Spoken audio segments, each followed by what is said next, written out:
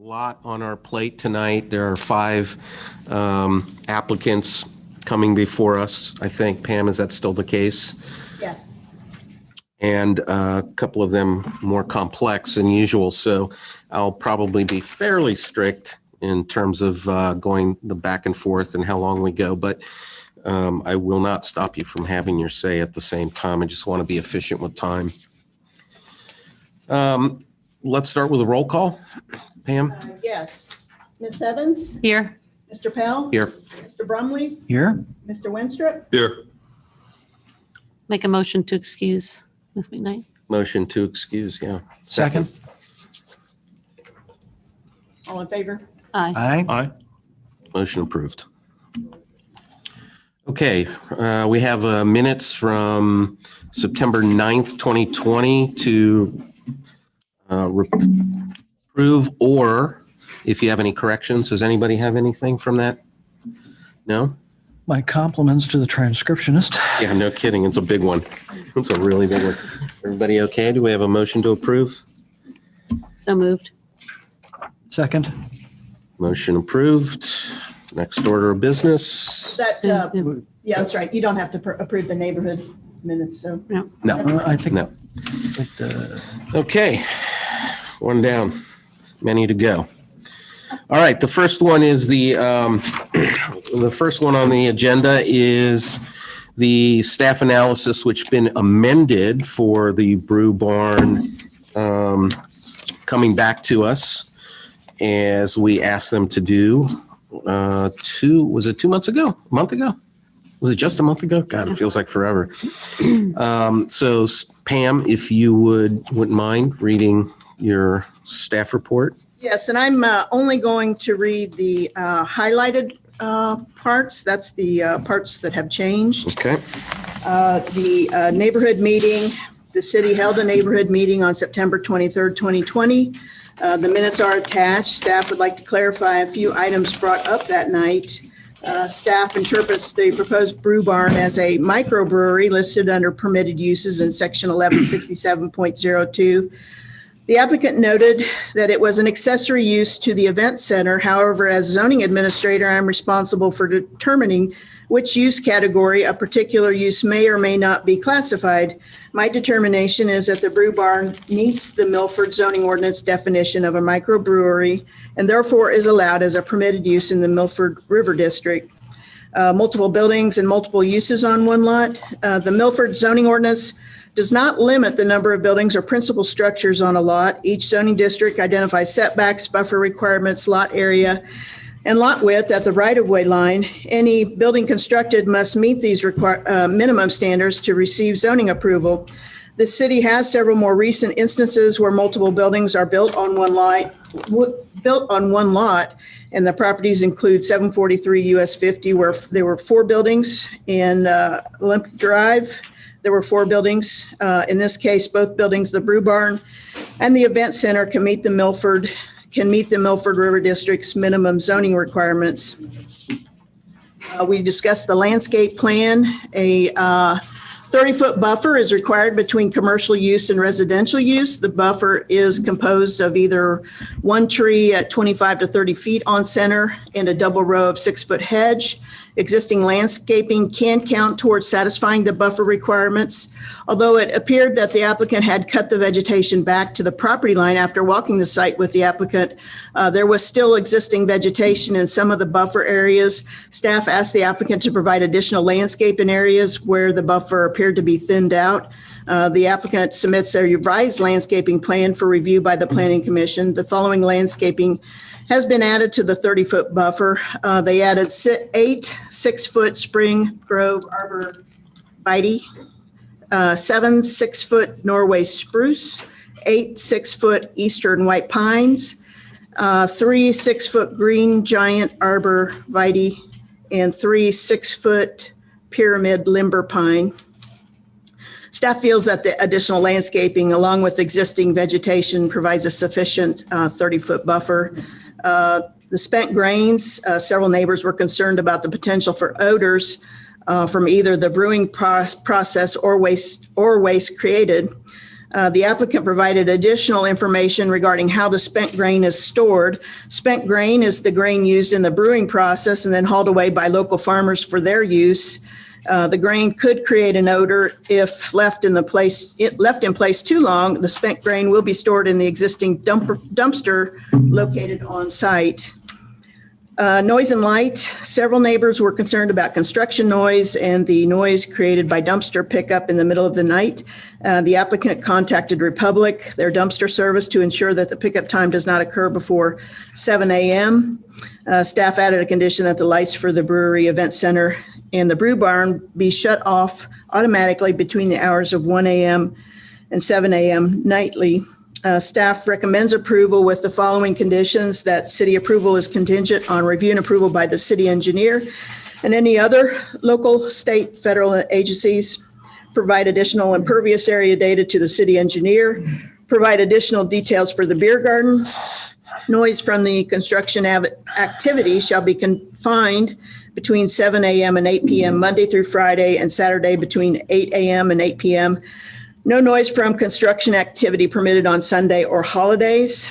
All spent grains to be stored in bag containers with lids. Containers to be emptied twice weekly. No detectable odors beyond any lot line on which the use occurs. The parking lot lights to be shielded to prevent glare onto neighboring property. Lights to be turned off nightly between the hours of 1 a.m. and 7 a.m. And all installed landscaping shall meet the minimum requirements outlined in Chapter 1189, landscaping and buffer yard requirements.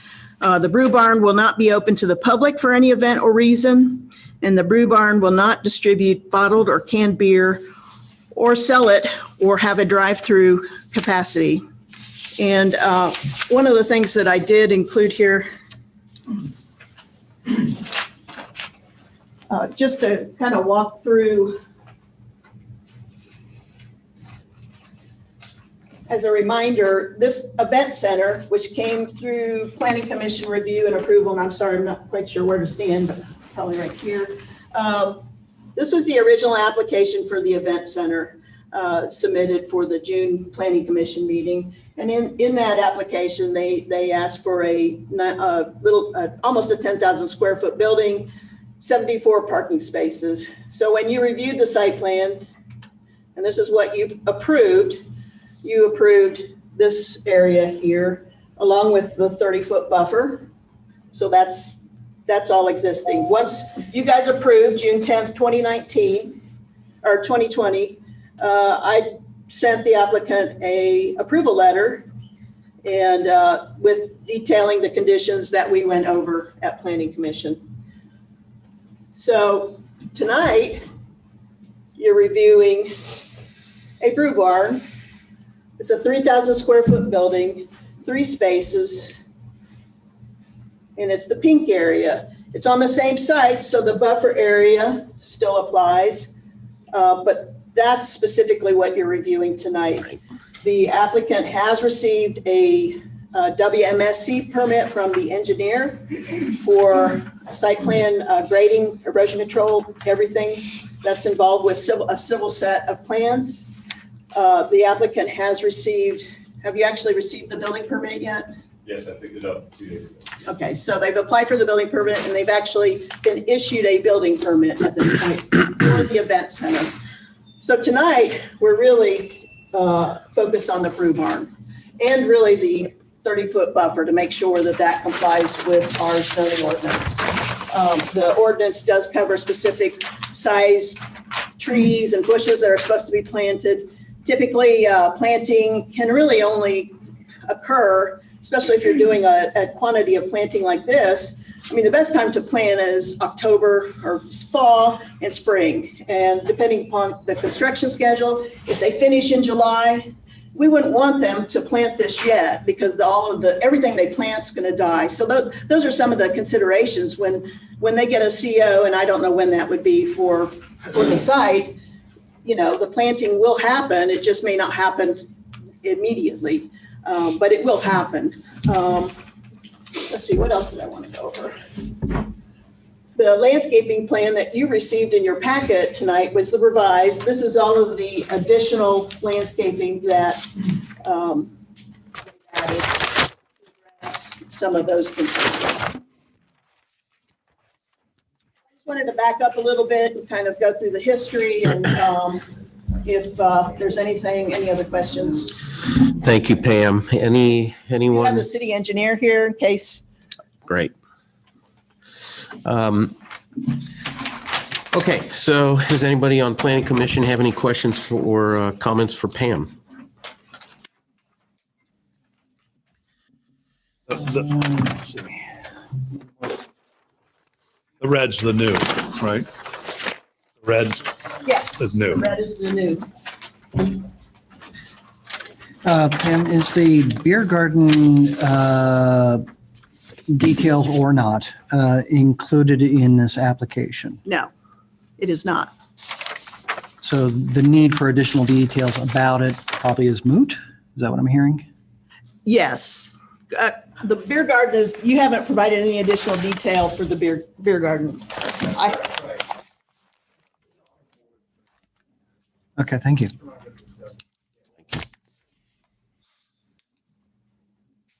Thank you.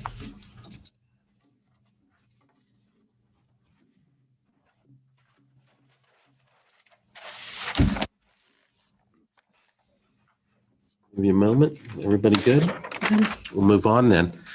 Okay, now this is a portion of the meeting where we turn it over to the applicant and the attendants in the audience. And what we're going to do is have the applicant speak first, and then follow that up with anyone who wants to talk in the community. Please come to the podium, state your name and address. We'll try to get through this quickly as possible, but I appreciate it. So Hank or Mr. Rowe, if you'd like to come up.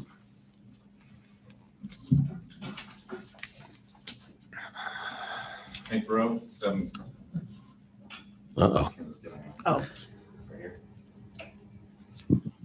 Hank Rowe, 750 US 50.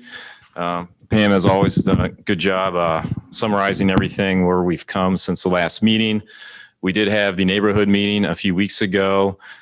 We have, obviously submitted our revised landscaping plan. We've addressed some of the noise concerns with the dumpsters being emptied early wee hours of the morning. I believe that has been resolved with Ms. Shumdich. There's a combination has been made to help, satisfy some of the desires and the wants of some of the neighbors. So I think we're at a pretty good point here. We do have a photometric plan, Pam, that we've submitted for the combination of the brew barn and the event center.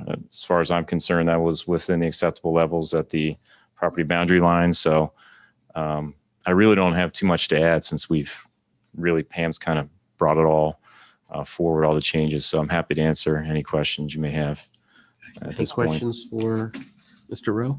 The other thing was you covered the spent grain. We're going to store that. yeah, I did want to, the spent grain is being kept right here, right? Yes. And I have the email that you referenced, Pam. I have a copy of that here that shows the pictures of kind of the simulated effect of what that will look like.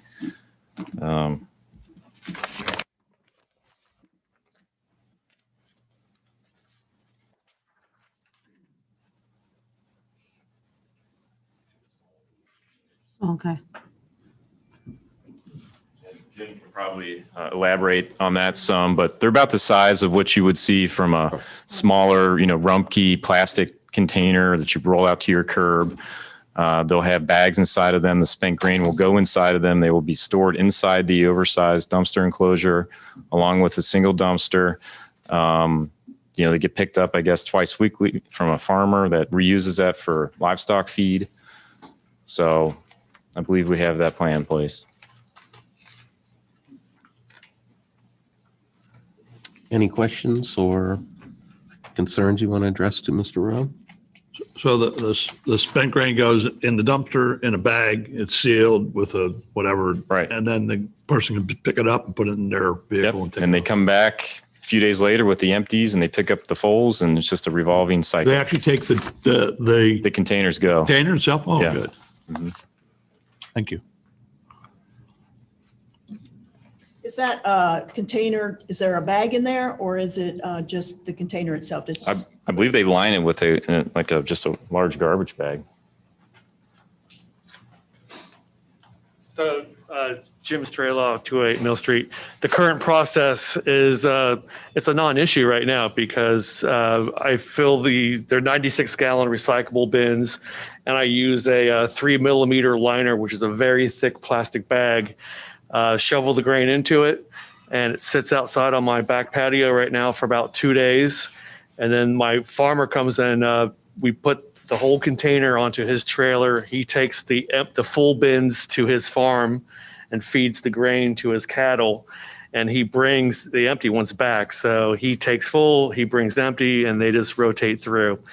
It takes about a week for the grain to really get nasty, and he comes every 2 days.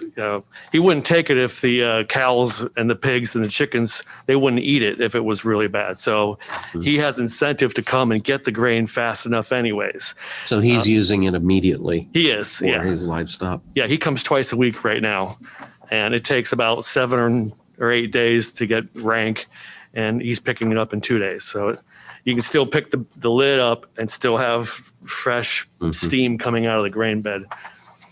Jim, is there any reason why the farmer couldn't pick up the grain in the same limited hours that Republic picks up stuff from a noise standpoint? No, he comes, I have to help him load the grain onto the trailer. So he's there about 9 in the morning, 9 or 10 every single time. He doesn't come by Doesn't come himself. in the middle of the night No, for the grain? no.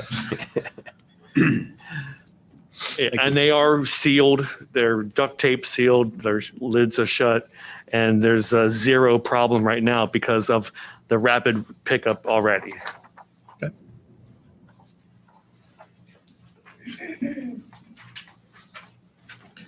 I don't have anything more to add unless you have questions for me. Okay. Okay. Thank you. Thank you. Anybody, no more questions? Then we'll go to anyone in the audience who'd like to come up again, name and address.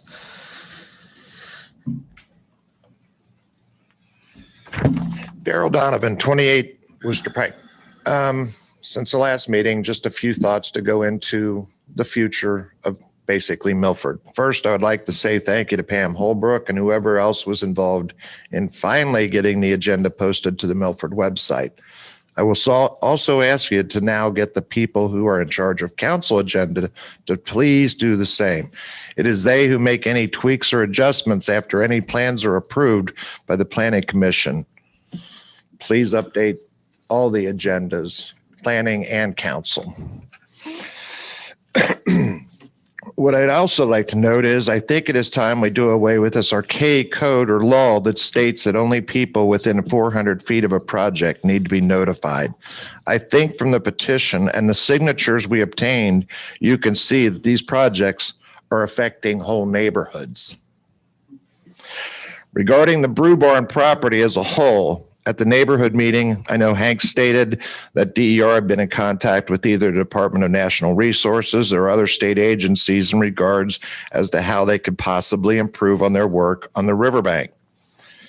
So the question will be later is, have there been any changes made to the original plans that's on the riverbank now? Okay, so I personally, and again, this is just me, I don't think any further development should be approved until we hear what the DER construction and or business is going to do to make this project more eco-friendly for the historic Little Miami River and historic downtown business district and its surrounding neighbors.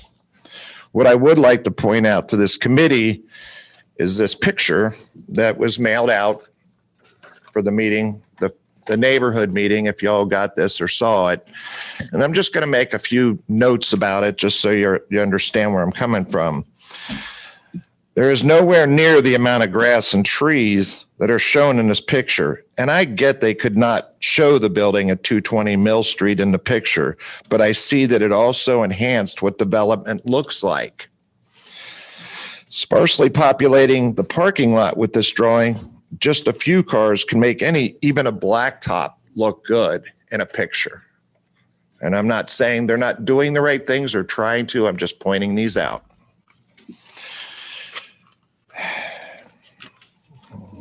Okay.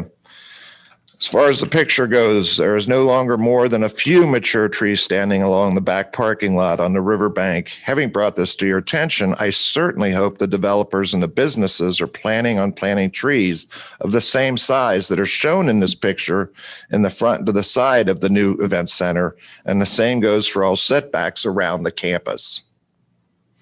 And finally, to our planning commission.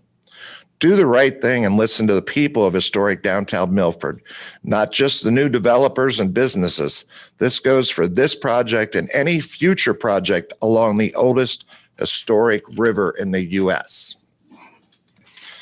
And as they stated on a website regarding the old Little Miami River, it says, facility development should not detract from the quality of the river scene. Development should be back from the riverbank and in most cases, screened from the view of the river. Thank you. Thank you, Daryl. Would anyone else like to come up?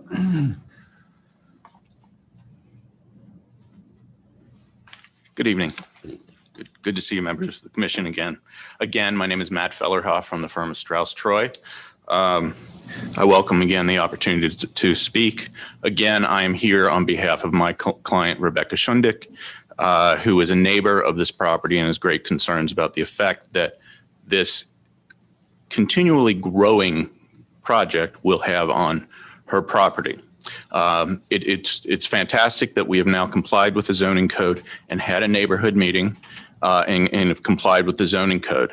What I'm here to address primarily is the legality. I will allow my client to come up and address some of the conditions that have been put on if this board decides to go forward, and I'll let her address those. I will address one condition that's not on there that I think would be appropriate before I get into the legality, is that when this application was made, it was made as an accessory use. The claim was there would only be 5,000 barrels created or brewed in the application. At this meeting and at the neighborhood meeting, there was a much lower number that was claimed to be, and that was all they were going to brew. And I believe it was 1,200 barrels that they'd indicated that they were going to brew. If conditions are going to be put on this, they have represented to this board that their impact will be very limited. And one of the reasons that the impact would be limited was the low number of barrels that they would be brewing on this property. Now it's not an accessory use; it's claimed to be a primary use, and under a primary use, they can brew up to that 5,000 barrel amount. I asked that it would be very appropriate for this board to limit them to what their representation was to the neighbors and the board as far as how many barrels would be brewed. But on top of that, let's get to the real legal issues that are out there. Again, we pointed out the need for a neighborhood meeting. At that point last time, it was claimed that this was an accessory use. We pointed out that this clearly was not an accessory use. This was a use that was going to support the use on the property, which was the event center, and also was going to support the brewery, the pub next door, and that was illegal under the zoning ordinance. Also, it's not a traditional accessory use. It is now admitted that this is a primary use, and is now argued that under the zoning code, any number of primary uses can happen on a property.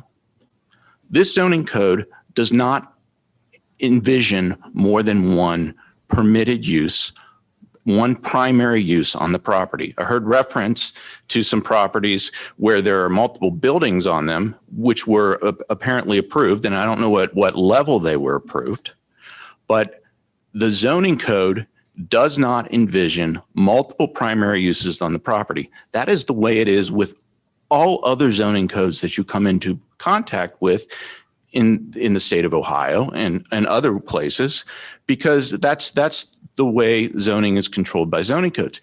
If you have a use that is, you envision multiple uses or mixed uses on a property, there is a vehicle in all zoning codes to deal with that.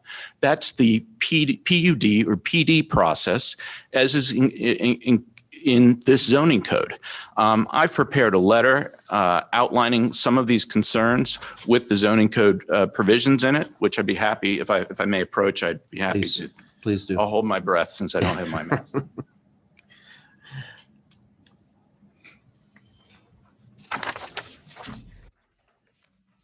Thank you.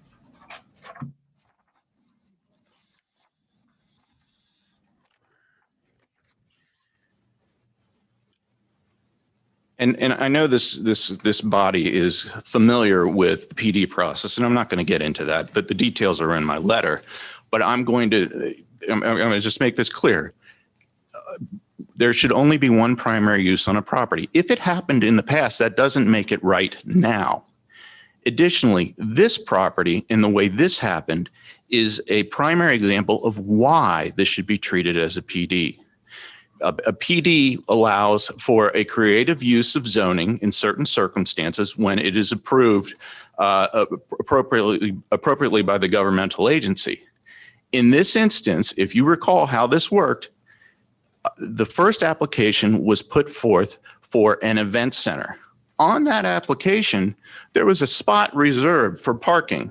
It was said in the earlier neighborhood meeting that might be available for use for the brewery, but apparently that was never intended. What that was reserved for, and it's pretty clear, though there was some reference to it in the last meeting, what that was reserved for was there was going to be a brewery put there. That's what this application is for.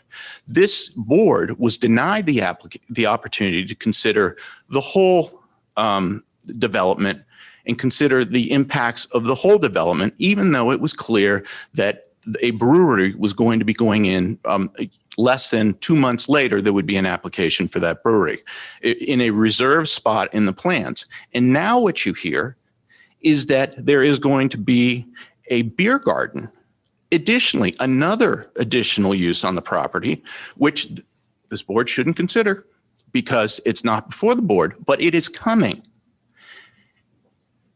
If this property is going to be developed with multiple primary uses on the property, the zoning code provides a way for that to happen.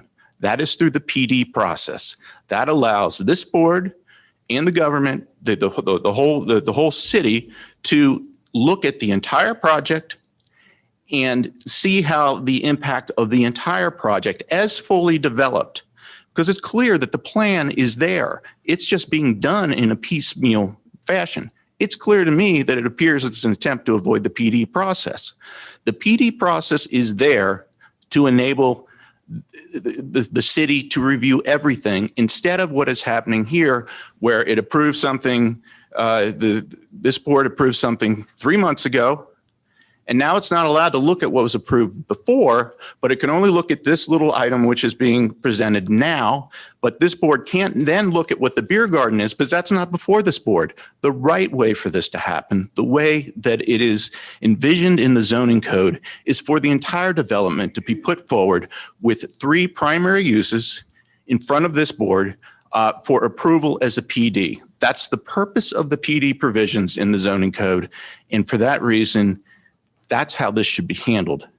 The zoning code does not permit, it does not envision multiple primary uses on one piece of property. And I just want, even if there might be an example of it happening in the past, and I don't know what those are exactly, this board needs to think about what precedent would be set if it makes the policy that any number of primary uses can be created on one parcel. The proper way for this to happen is through the PD process, and I respectfully submit that's what should happen here. I'd be happy to answer any questions. Thank you.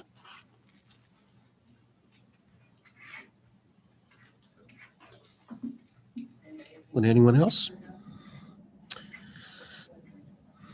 Hi, I'm Jim Stalker. I live at 404 Mill Street. Just want to address everyone. I don't know, I'm not sure how much toothpaste can be put back in the tube at this point, but I do want to express my disappointment. When I moved to Milford about 2.5 years ago, I could stand in my yard in the winter and not see the brewery, not see past the river. I didn't have a river view. Today, with the trees up and the leaves on, I can now see the river. I can see the brewery. I can see, a lot of stuff. And the amount of trees that were knocked down was really just astounding. And I don't know if it was necessary.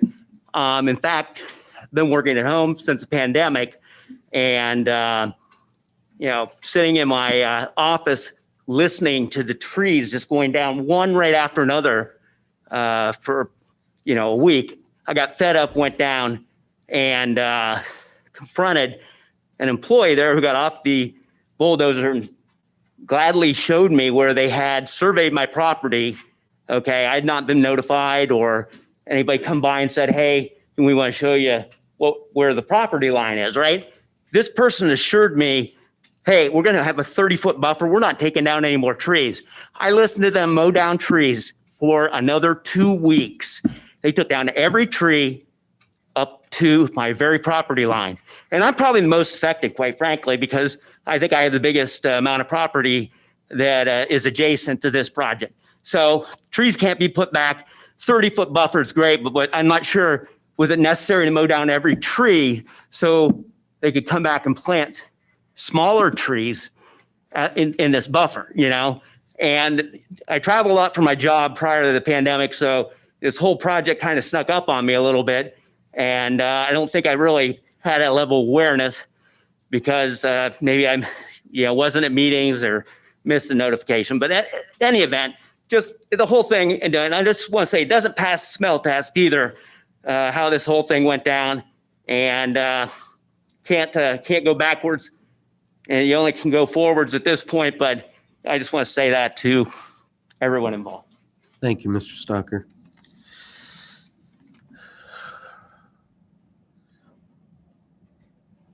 Rebecca, did you want to say something? Yep. Hi, it's Rebecca Shundich, 11 Mound. And Pam, you did such a good job with that map. Can you put that up if I have a couple details? I understood you've done a lot of work from between the meetings, and it's very helpful. The first thing was the noise, and only because Pam was speaking really quickly. What was the noise ordinance construction confined to? Huh? What were the hours? 7. Somebody just hear it, just tell me. 7 to 8, Yeah. so they went early and then, yeah. Most, Jeff Laban's, another neighbor who I don't think is here tonight. No, it just goes to sleep. And There you go. Yeah, I'm going to go ahead while that's coming up. It's 7, 8. We were hoping that we would be able to move that eventually for the whole city from 8 to 8. Who cares what other countries are doing, but every country Jeff has lived in, which is about 20, nobody starts their construction before 8 o'clock. It gives you an hour of peace, quiet, having coffee, something. If you, again, believe that it's going to be a long-term haul for the people who live there, it is. We have 3 developments that have started, and we are very excited about those, actually. But we'd like to see that be 8 o'clock. thank you for adding the Sunday and holidays. I was curious, was the Sunday a new thing, Pam, or was that in place years ago and we just kind of didn't know it? Sunday, I added it to Okay. this. Okay, thank you. On the map where you've got the new buffer area red, I'd like to point out where are the residents' homes on here and where is the parking for the first historical building down Mill Street that I believe the Rose own. It's hard for me to judge unless I see that piece. Like if you just pull the map or just fake it, somebody, you know. None of that's available. Yeah, it's not on there. Well, the brew barn, you mean it's over to the left more? Well, can you just pretend, The mill somehow give me a location? That's the mill building, the first stone building, and it's got a parking lot. Okay. So when you look over that parking lot, there is a raised piece of ground. And I listened to Hank last meeting and he was correct. When you're putting all that vegetation back on the low ground, well, I'm thrilled to death, but it's not really going to help us because we're living up here. So what would help Mr. Stalker is there is a piece of high ground right behind the parking lot of that first building on Mill, and it's tall enough for trees. It's wide enough. So if you would take a look at that, I would very much appreciate it because that is the only spot of high ground I could see. Do you know where I'm talking about? Yes, Hank, could you peek at it? It's back where the, I think it's a little fenced in thing with a garbage can in there. So I would request that that be looked at because that will shield some of Stalker's property, whereas going 30 foot down isn't gonna, it'll take 20 years. I don't even know how tall they'll get. So that I would like that to be looked at. Where are the spent grains stored for the first brewery? It's all in the same spot. This is an existing dumpster area. That's the little one by the mill. No, I'm talking the brewery that's functioning. Oh, okay. So where is that? It's right outside our back door. Near the brewery? Yes. And the dumpsters too? Right. Not even close to the dumpster. It is literally 10 feet from the building. So is there a reason with this new proposal, if it occurs, that those spent grains can't just go to that spent grain place and that dumpster place? They're too heavy. They don't smell. Okay, I'm just asking. Smell. Wasn't that after 20 feet? I thought- Picked up in 2 days of being filled, so. Well, I thought they were going on trolleys. We're just trying to keep it away from the neighbor border. So that was a question I had. Okay. The landscaping on the hill, I talked about that. The signage, that's, I think, down the road, but we would be looking at with the increase in parking, and you're seeing it on High Street and you're seeing it on right around the corner on Mound on a regular basis now, not just weekends. And it's great. It's bikers and it's public enjoying our lovely town, but it's going to get more and more and more as all these buildings develop. So we would like City Council to consider creating resident-only parking system for certain streets in the future. Doesn't have to be with this meeting. The metal survey land posts, and I don't know if they're there or if I wasn't clear. I had requested metal survey land posts that we could see from our property. So as buildings, including the event center, got built, we wouldn't have to go down there. We could just see them because they're bright. And I saw wooden stakes, but I think they were for the building, not for the actual land site. So are those in place or are those not? Yes, they are. They are, so I should be able to see them? They're steel and they're painted orange, just like you requested. And that's the land. It's the property boundary corner. So Pat should be able to see those too. Okay, thank you. We'll look for those. Thank you. I had to ask because I couldn't see them. Blah, blah, blah. The barrels thing, I'm glad Mr. Fellerhoff caught that because I think that should be a condition.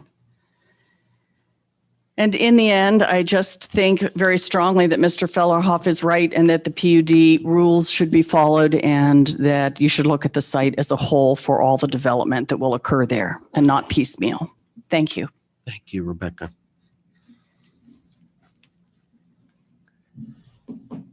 Anyone else? Would the applicant like to come up and say anything else before we consider?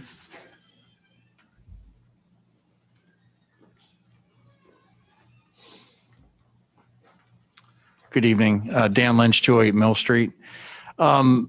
Just a couple things from the attorney that spoke. The beer garden's off the, we're not talking about a beer garden. The beer garden was essentially 5 picnic tables that was in a grassy area. But it's not on the plans. We're not going to do it. Hopefully this will be the last time that we need to ask for, approval for a project. So as far as the barrels limitation, this use, and Pam mentioned this in the neighborhood meeting, the use permits quite a bit more barrelage than we're asking for. But I kind of resent the fact that somebody's asking us to limit our use to 1,200 barrels when 5,000 or 15,000, I believe, is the code. So it's not that we're going to do that many, but I just kind of resent the fact that that's being asked of us. I think it places an unnecessary limitation on something that doesn't belong. That's all I have. Thank you, Mr. Yeah, and the legal limit is 15,000 barrels. I'm specking out equipment for the place right now, and just with what we want to do, it's physically impossible to make more than 1,300 barrels with just the tanks I have. You're limited by the size of the tank versus 3 weeks per batch of beer by how many barrels a tank can make. And if I have 4 tanks that can only make 1,200 barrels a year, we're not adding more tanks. We're not expanding because of bottling or canning. Everything is on site for our purpose there. So even though we don't like to be limited or capped under any circumstance, the 15,000 is the legal cap, and we're going to be substantially below that, probably at about 1,300 anyways. But if we wanted to go to 5,000, we could, but I don't think it's going to happen. But the physical space is just not going to happen right now.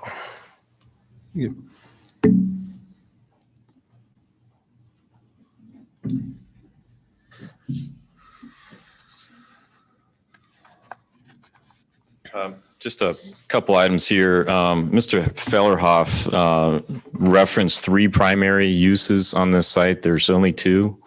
The existing brewery is not part of the site, not part of the same parcel, not owned by the same entity. There are different uses on the other multiple primary use sites that Pam had mentioned. One of them being the Kellerman property on US 50. Pam, there's probably each one of those 4 buildings are all different uses. There's a roofing company, an adult daycare, a Party wagon, there's party wagon, and a DNA Sports. Yeah, so there is some precedence there. And again, we've mentioned this several times before. This was not a premeditated process here. We did not bait and switch with a parking lot and change it out for intentionally for a brew barn. This was just a natural process. I don't think anybody wants to hear the storyline again for 10 or 15 minutes from Dan Lynch, but it just really was an organic change. That's all I've got to add. Thank you. Thank you. I don't want to belabor this anymore, but just to clarify. If you could come up to the, please. The 3 uses I was talking about was not the brewery. It was the fact that, which now appears to have been withdrawn, that they were going to come back again for approval for the beer garden, which would be another use on another use on the property. Understood. Thank you for the clarification.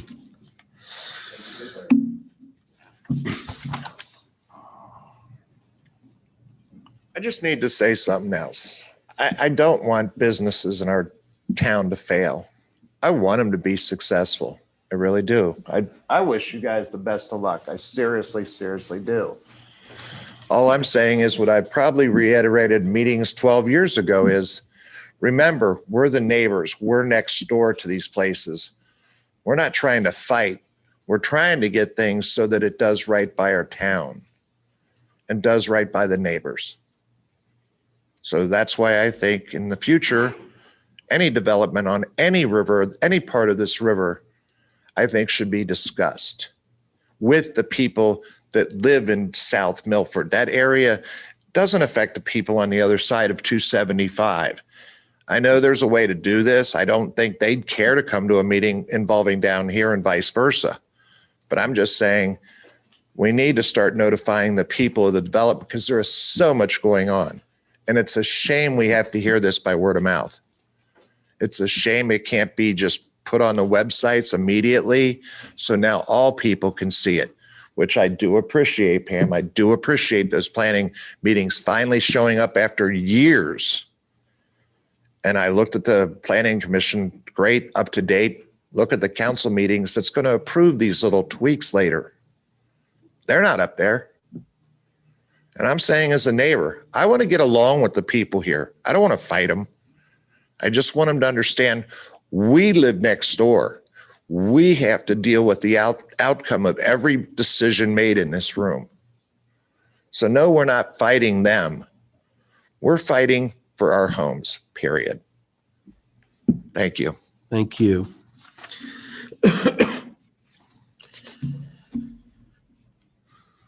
If there's no one else to comment? I did want to note that we have two people watching via Zoom. but nobody has their hand raised, so. Nobody? If anybody on Zoom can hear me, can you tell us whether you want to participate or not? And then I'll let Rebecca go next.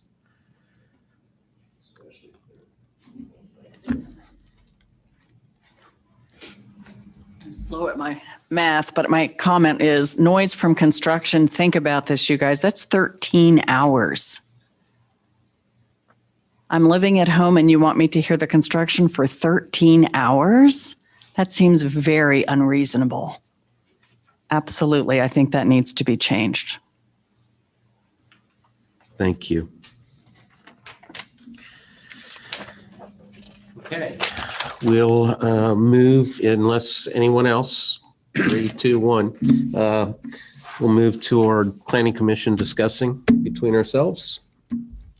Any thoughts, comments, concerns, questions?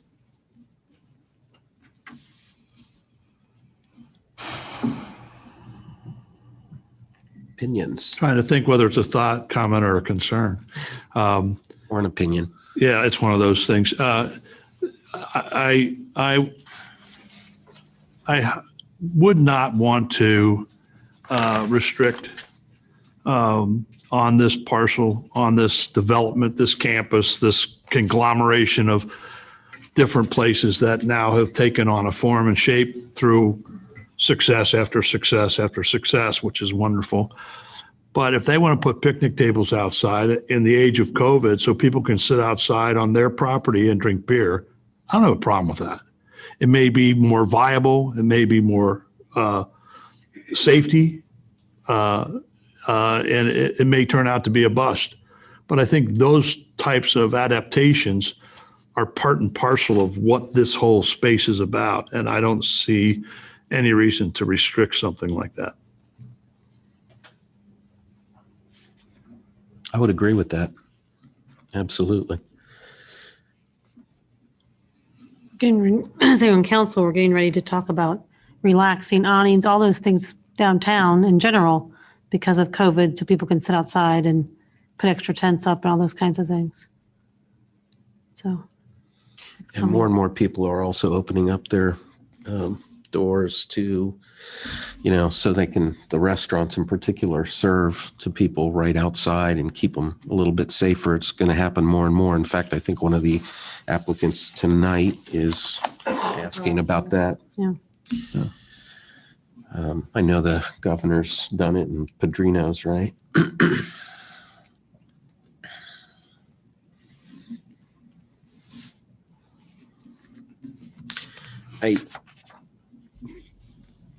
There's clearly neighbors who are being affected by this. Obviously, any development project's going to affect the neighbors. But I do see also that a number of solid solutions, if you want to call them that, have been brought forward to make this an even better plan than I was seeing before.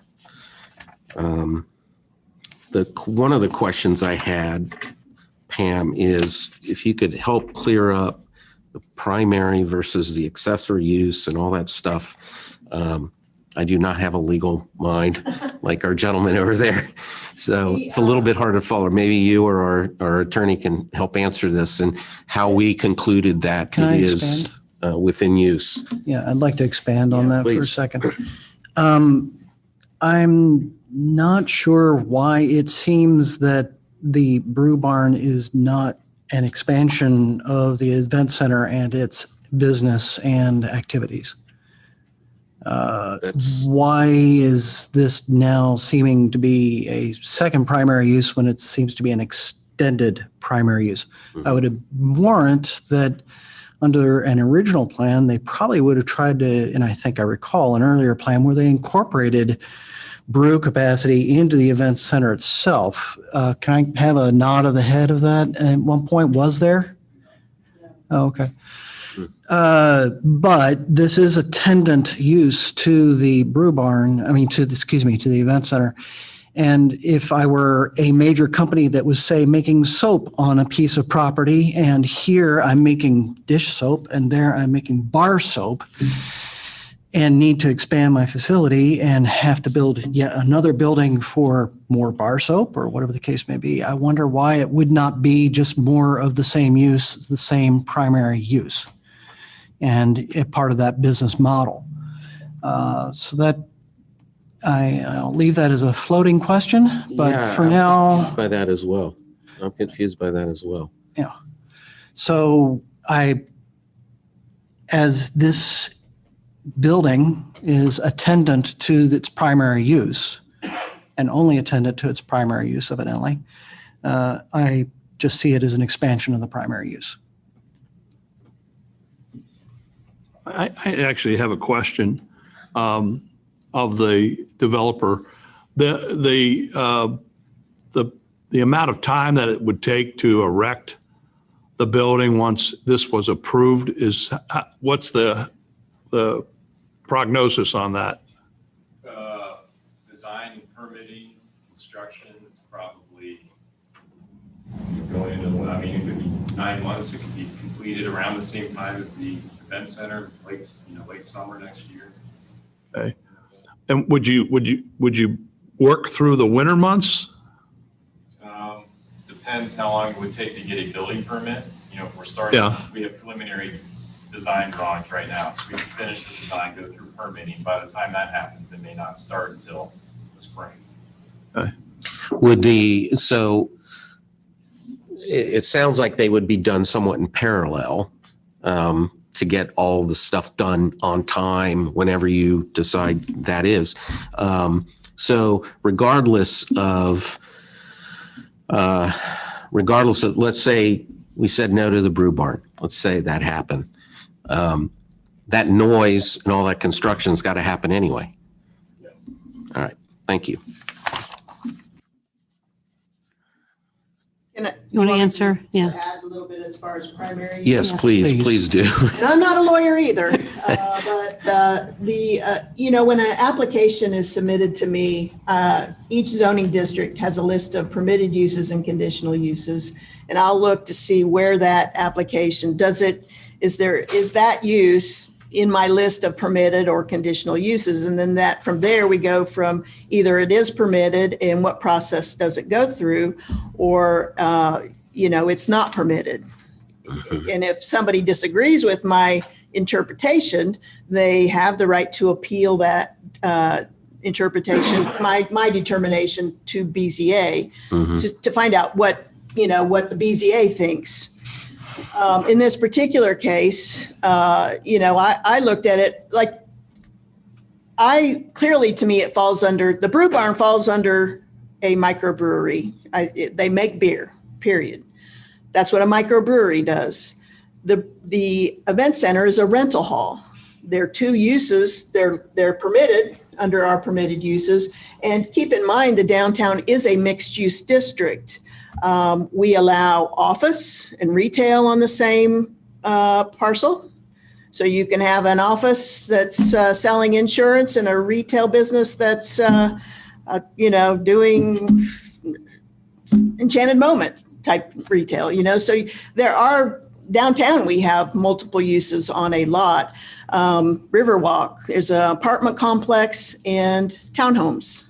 So just to say, and I do understand what Mr. Fellerhoff is saying, that typically, the place I came from did not allow more than one principal structure on a lot. However, when I came here and I, was looking at applications coming through, particularly the one on US 50, it's like, does the city permit that? And I talked to Bud, and I could not find any place in the ordinance that prohibits it. Is it a best practice? Where you get into complications is when somebody goes to try and sell that property. Then it becomes very difficult. But in this case, you have a developer that owns all that land. They're probably not going to sell. That's the one great thing about the Rose. Mm-hmm. They hold on to the property here. They have a lot invested in the community. They pay a lot of attention to detail. So they're not a developer that's going to, build it and go. So, that's the good thing. I'm kind of rambling now, but anyway. This is very helpful. But the permitted uses for the city, you can look at many different areas and say, well, there's several different uses there. Office and retail are two totally different uses, but they're allowed on one lot. And downtown is a mixed use district. So we want to see multiple uses on there. I think you can't get any more different than out at the Carolina property when you have an adult daycare and a roofing company and a party bus and a sports center. It's just right or wrong. It just is. There isn't anything in the ordinance that I could find that prohibits that. And there's definitely a precedence been set in the city as far as previous approvals. Okay. It's very helpful. Thank you, Pam. My thought is that the brew barn doesn't really change anything on the property. It doesn't change noise. It doesn't change traffic. It doesn't change smell. I think it fits in the space, and it's not going to make a huge, impact on the property based on what the event center already has or whatever else is already there. What about the bank? Anybody have any questions about the riverbank? It seems like this whole thing is about the barrels, the bank, the primary and the accessory. It's almost like a Stephen King or a thriller To me, that novel. was the event center. It's not part of this. It's not what we're looking at tonight. Yeah.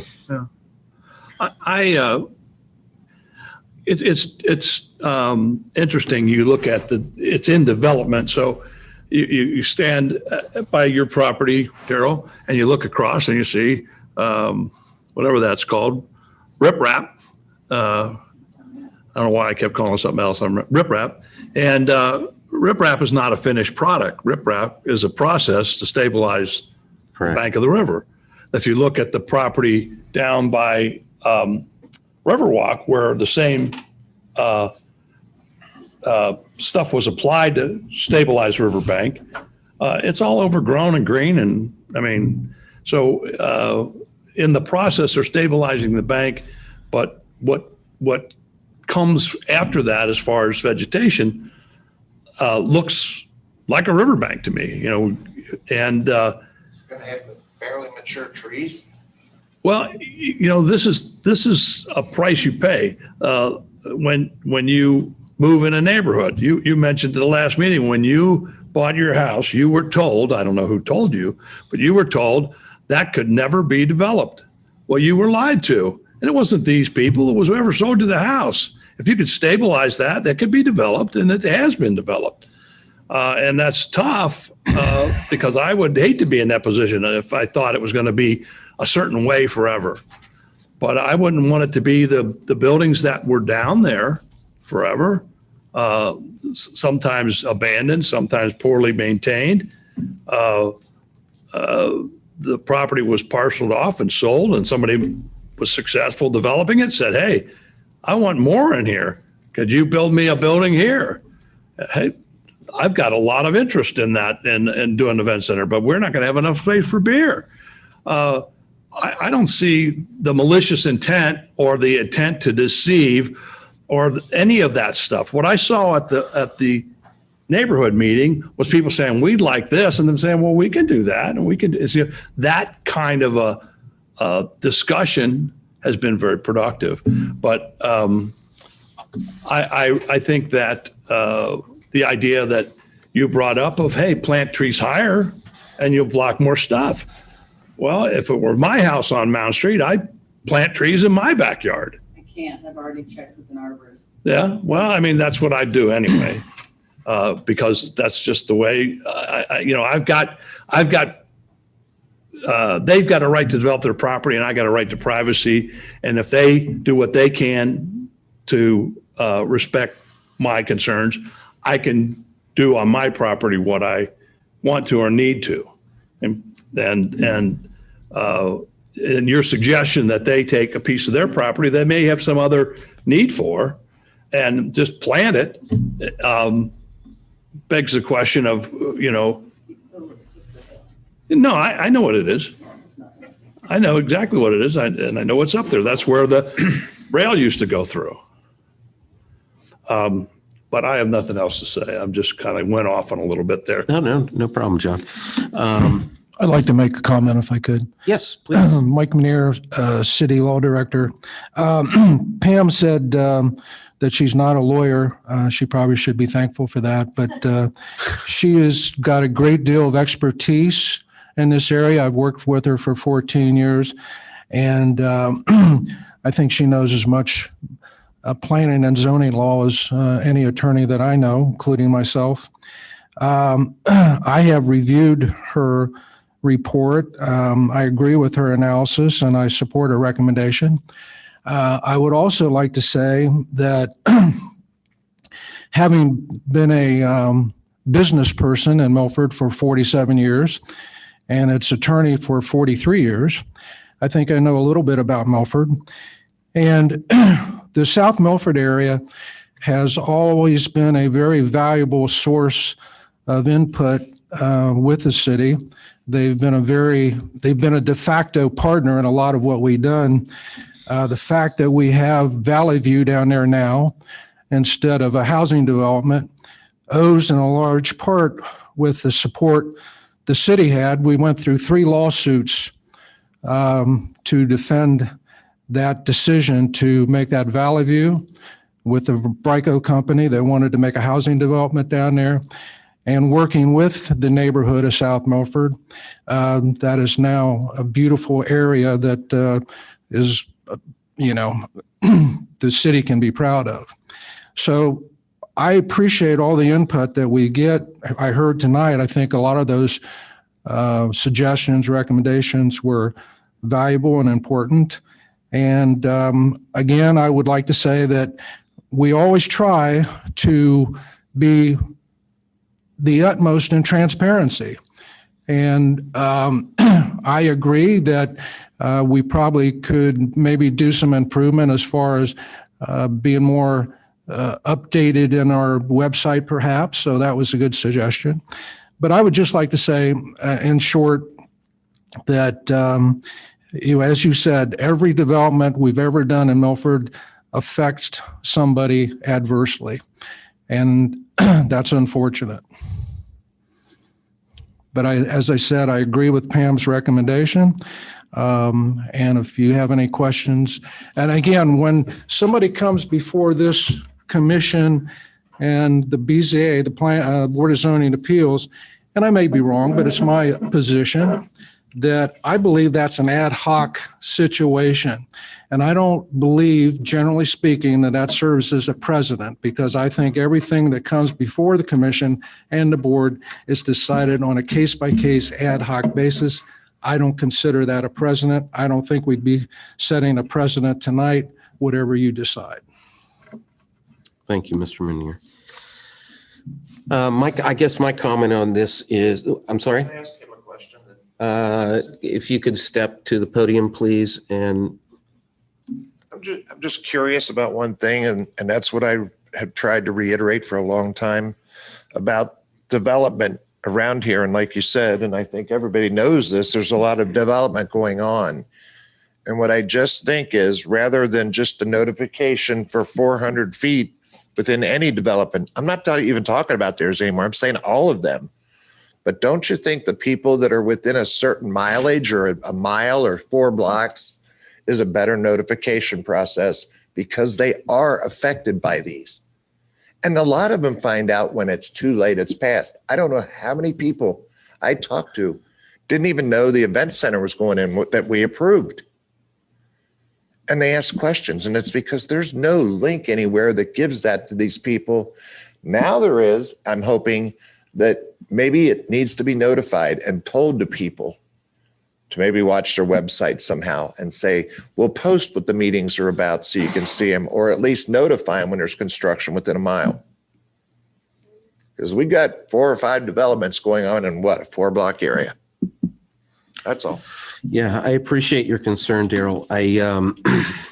But it's also an issue that is not before us tonight that we can deal with anyway, even if it was. I think that's a city council thing. So if I would Come to recommend city you go to council city meetings. Yeah, council. no one Yeah, comes, so come to city That's where I council. would bring that. Ain't the last one. Yeah, that was good. My comments, I guess, are, I think what's been brought forward by the developer and Dan and his partner, Joe, et cetera, I think is clearly within the boundaries of permissible use, that from what I've heard and seen throughout these meetings, it comes with some pain, as all projects do, as all development projects do, as Mr. Manier alluded to. But overall, it's a significantly positive development to the community overall, which is also part of what we have to look at. So that's kind of my statement on, I think, where I land on this. Does anybody else want to continue discussing, or are you ready to move forward and take some kind of vote? Anybody else need to? Would you articulate what is coming before the Planning Commission in simple language? Are we seeking an approval to, a certification of? I mean, those kinds of words, please. The applicant is seeking approval to construct a 3,000 square foot building along with the landscaping plan and all that. So it's a site plan review. Site plan review. Okay. Would you like to, John, make a motion? Is that what you're working on? I move to approve the, or should, what's the verb I want here? I think I want to move to approve the site plan proposal? Approve the request by the applicant to construct a 3,000 square foot building. As plan review, or am I? As a site plan review. Okay. I move to approve the site plan. Yes, that will. Okay. That'll work. With the following recommendation, with the following conditions as listed in the staff recommendations as amended this past week. Condition 1, in summary, the approval of other agencies. Condition number 2, in summary, impervious area analysis. Striking condition number 3 about the beer garden thing details. Number 4, the noise ordinance. Number 5, the spent grain storage. Number 6, the parking lot lights timing. Number 7, the landscaping, chapter 1189. Number 8, the brew barn not open to the public. Number 9, the brew barn not distributing or selling. Is that okay to handle it in a summary manner like that? Okay. Second. Is there a second? We have a second. Did you, Rebecca's asking if you wanted to add the barrel limitation. By manufacturing the beer, the quantity is also related to how many hours the place will be open or working. Correct. So you might think about But they're allowed up to 15,000 legally. There, Yeah, I'm not going to We can't impose change that. I'm not going to impose I don't want to put it either. I wouldn't impose that that limitation, condition. Because something illegal doesn't mean it should be done. That's the consideration. but it's permissible, but it's permissible. I don't want to touch that. It is permissible. I wouldn't want to Just on- limit their, On what you had said, for number 4, you made reference to it, noise from construction, and you used the word ordinance, and I don't know that do we have an ordinance? Excuse me, Yeah, I want to just not use the word ordinance. the per site limitation. Yeah. Right. Yeah. Thank you. Okay. Do I have to reiterate all this? No. Are we I good to second go? Second. I knew that's what you meant. Okay, excuse me. yeah, we, Kind of Got a stray word in there. we don't want to have that come back. we have a and bite us. second. Pam, would you like to take a voice roll call? Or Mr. Wenstrup, Yes. Mr. Brumley, Yes? Mr. Pell, yes, Ms. Evans. Yes. the site plan as amended has been approved. Thank you very much. Got lucky. Our next order of business is I believe it's number Match. 4. Or 5. Cohatch. Getting all these things, all these pieces of paper. I know. Oh, goodness gracious. Is Cohatch. Give anyone a minute who's leaving to, Yeah, I need to breathe. you guys like to take a, No, I don't need a recess. I just need to breathe for a minute I'm not sure. before we Were you keep gonna talking. Yeah, why don't you do that?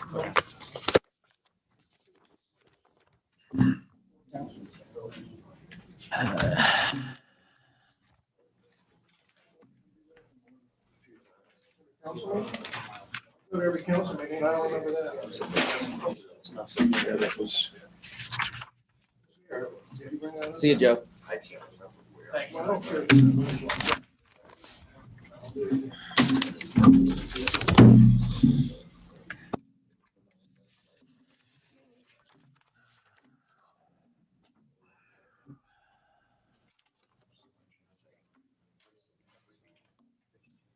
Okay, let's get this going again. If you'd like to take a seat, please. And we will start up again. Before us on our next one is the Planning Commission staff analysis for the Cohatch conditional use and minor building improvements. Pam, would you please go forward with that? Yeah. Yes. This is a conditional use request and a minor building improvement request.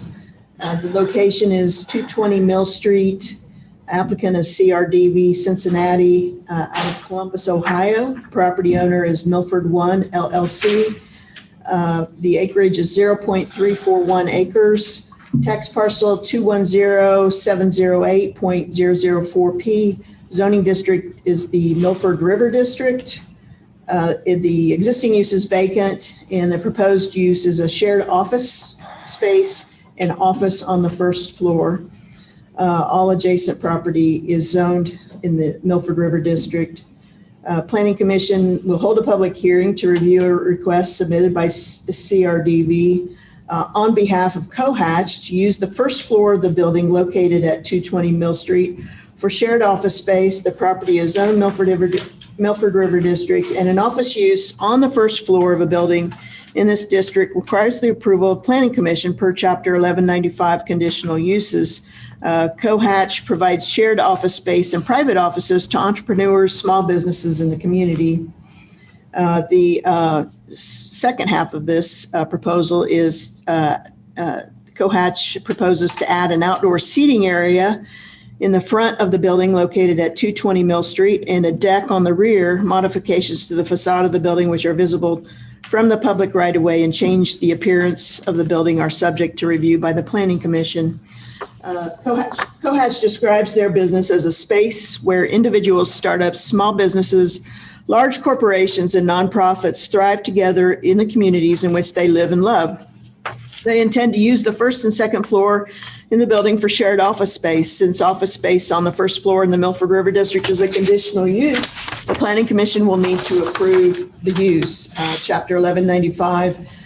Conditional uses provide standards for all conditional uses and specific standards for certain conditional uses. There are no specific standards for offices on the first floor, so the Planning Commission shall consider whether there is adequate evidence that the proposed conditionally permitted use is consistent with the following standards, which include consistent with the spirit, purpose, and intent of the comprehensive plan, will not substantially and permanently injure the appropriate use of neighboring property, and will serve the public convenience and welfare. The proposed conditional use is to be located in a district wherein such use may be permitted, subject to the requirements of Chapter 1195.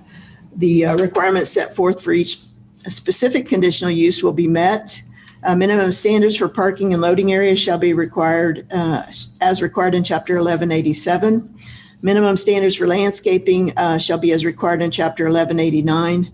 And the proposed use shall be adequately served by essential public facilities and services. The building has been vacant for many years, and while the property owner has maintained the building, it has been underutilized. Cohatch intends to make improvements to the interior and exterior of the building. The site plan shows 17 on-site parking stalls. The floor plan includes 9 one-person offices, 3 two-person offices, and 2 three-person offices, and 3 4 to 5-person offices. Subscribers pay a monthly membership fee and then have the ability to reserve an office space for some time when needed. The shared office use is in line with the way many companies and entrepreneurs are working today. Subscribers will come and go daily, weekly, and monthly. Occupancy load would be approximately 60 patrons in the building. Staff believes the request is consistent with the spirit, purpose, and intent of the comprehensive plan. The use shall not be as intensive as a typical 8 to 5 office use, restaurant, or retail space due to the staggering work times. Staff recommendation is to approve the conditional use with the following condition: that approval is contingent on review and approval by the city engineer and other local, state, and federal agencies. And as far as the minor building improvements, the applicant intends to make the following exterior improvements to the patio: stone brick pavers, black metal railings, green painted entry door, cedar plank focal wall with externally lit logo, vertical stone accents to match neighboring brewery building to the left, new neutral light paint throughout, and dark gray paint along top portion of building on the deck, cedar decking, dark gray exterior composite planking, paneling at back of deck, mural painted on planking, paneling on wall near entry door. And those are on the renderings on page 3 and 4 of the plans that you've received. In the building's front yard, they plan to remove the 2 existing trees and replace with smaller trees with planter beds beneath each. They also plan to remove planter beds along the windows and replace the cedar planter boxes. Staff believes the exterior building improvements would be a wonderful update to this older building in downtown Milford. And staff recommends approval of the minor building improvements request with the following condition: approval contingent on review and approval by city engineer and other local, state, and federal agencies. And we have the submittal plans here. Of course, I think everybody's familiar with this building. It's been vacant ever since I've been here. I believe they were using that to store cars at some point. So Pam, before you change that one, Okay. So where those trees are now, that's where the new sidewalk will be, is that correct? They'll Okay. take that out. Yep. Which is certainly the front part of this would be a modern update to the building. And then the deck in the rear.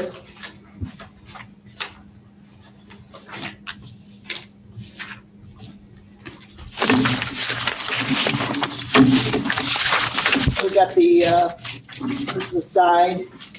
And down here, these adjacent properties. That's that. And the existing site plan and the proposed site plan. So I have about 17 spaces here. And the floor plan shows the office spaces, the office layout, first and second floor. That's it. And that's, you all had this in your packet here. So. Kind of in line with what's happening in the country, really. But I'd be happy to answer any questions. The relationship between, I'm just a little confused. Usually it's more than that. But the property owner has owned this property for a number of years. Yes. And They are selling. Cohatch is, okay, so Cohatch is purchasing. Yes, I don't know where they are in that process, Okay. but they are purchasing the property. Okay. It's, Okay. Yeah, why don't we?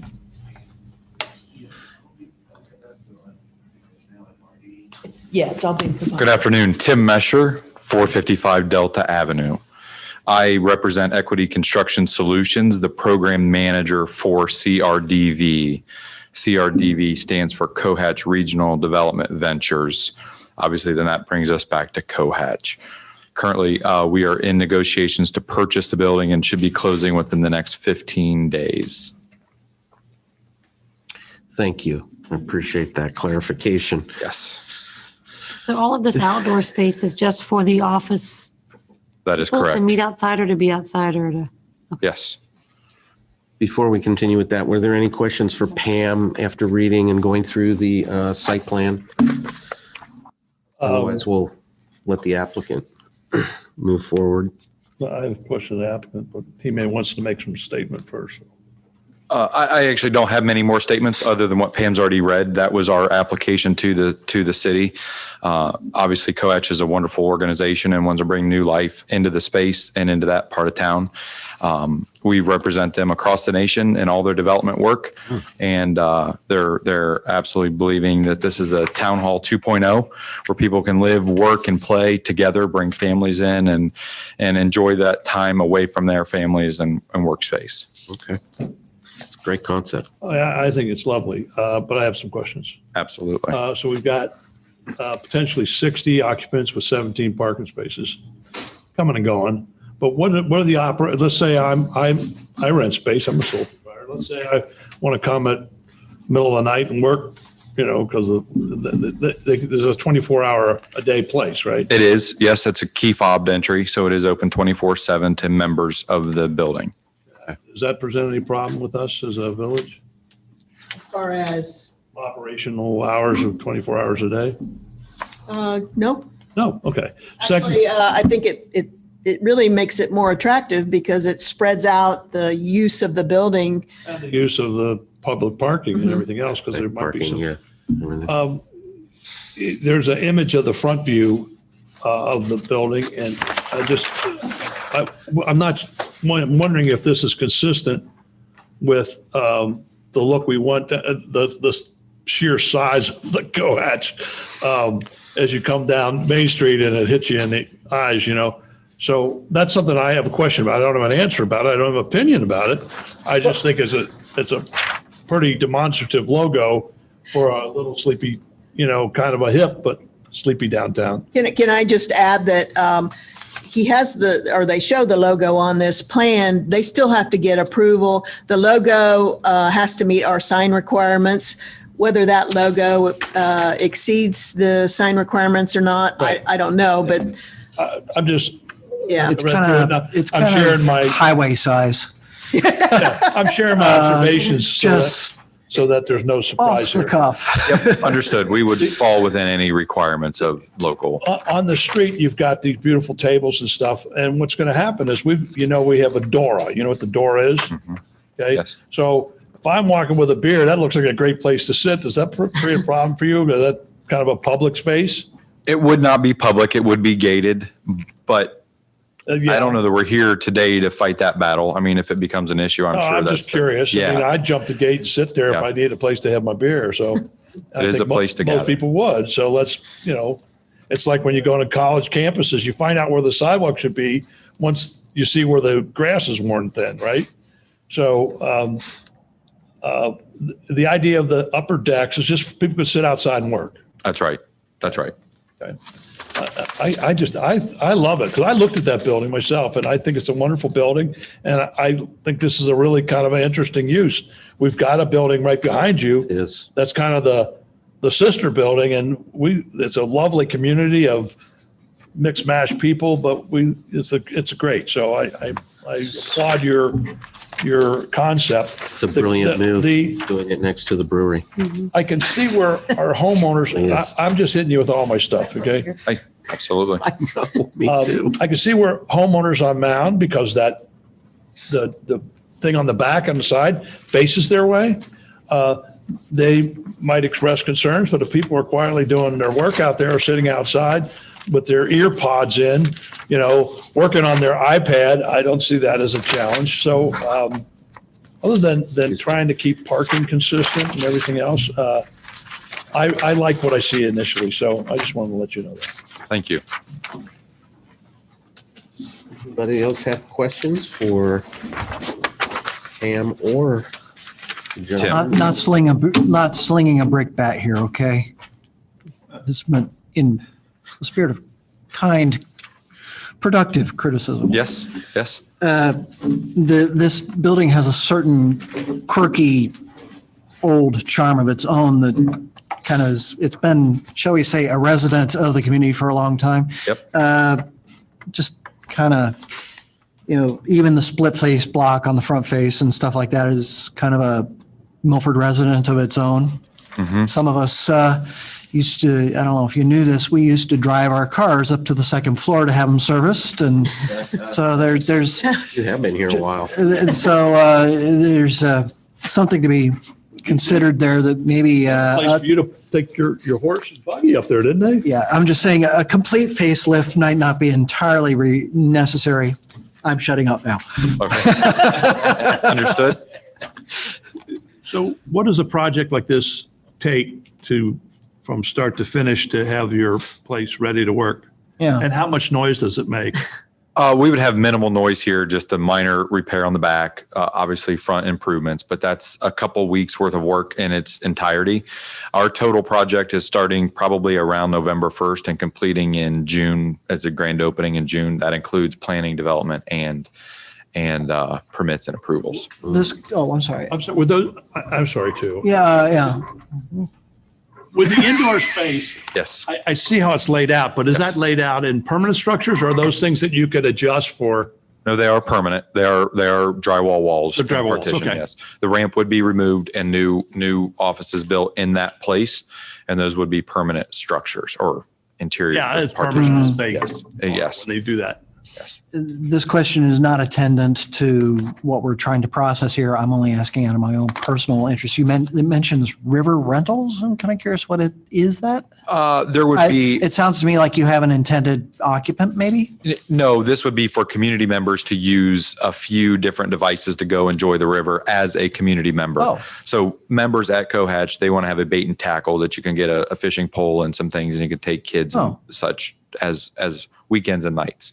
It's an amenity. It's an amenity to the space. Okay. It is not anything for business or financial gain. It's just for an amenity of the members of the space. Perks. And just like the front tables and the deck and everything are amenities to the tenants. That is correct. Okay, cool. Yep.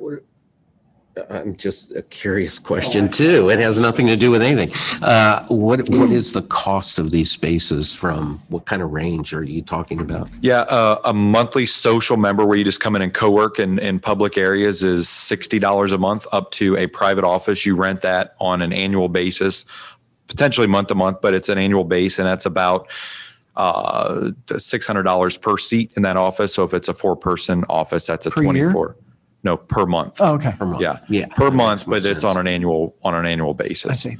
Yep. So you can be a co-working member, and that not only gets you into this space, but any other Cohatches in the United States. So if you have offices in Columbus or Dayton or Cleveland and places where there's other Cohatches, you can use those when you visit those locations. So if you're doing a social membership, do the same amenities apply? Yes, it does. You just do not get your own private office with a locked door. Right. That's begs a question for me. So a person has a business, but they need a place to meet with clients. Yes. And so they have the social membership. They call to a common desk, I assume, and they say, I need a conference room for 4 people on Tuesday morning at 9. Yeah, we got one. Boom. And that's part of their social membership. Do they pay additionally for that day to use that conference room? No, you get a certain number of conference room hours per month based upon your membership level. Almost like, I'm sorry, almost because like we're chips. asking about operations, which isn't Yes. what this is, but it's just fascinating. And people will want to know, right? Yeah. Oh, yeah. I know a lot of people. Are Yeah, and not only that, but you can rent the conference rooms or event spaces outside of being a member of COHATCH. So any other community member can come and rent office spaces to have offsite meetings. They actually encourage that for local businesses or organizations to have offsite meetings within the COHATCH business. That's interesting. Okay. So what we're doing today is the site plan. Two things. You'll take 2 votes, one for the conditional use, which is the office on the first floor. And then the second one is for the building improvements, the minor building improvements, which would include the deck and the outdoor facade. And I do have somebody on Zoom here that's got their hand raised, so. Okay, Let's go. please If we can, get their You audio. can hear them. can you hear us? Yes, hello. Hello? Can you hear me? Yes, we can hear you. Okay. This is Toby Iacano. I live at 212 Cleveland. And I have a couple of questions for the Planning Commission. Old Milford, it's not looking so old anymore. The character of the buildings, I love that building. It's beautiful. Is there any way to preserve the exterior, or are there anything in our bylaws or whatever that require certain standards of aesthetics? The Sycamore Brewery or Distillery has gone to great expense to save the Millcroft. And I'm just wondering if we're going down a road here that anybody can do anything with these beautiful old buildings.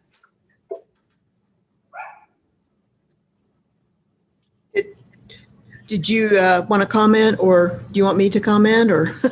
I think it'd probably be best if you commented on this one, honestly. I mean, that is what the Planning Commission does have the opportunity here to review. And, it is a subjective review in that sense that we don't have particular requirements that it look historic. It should blend in.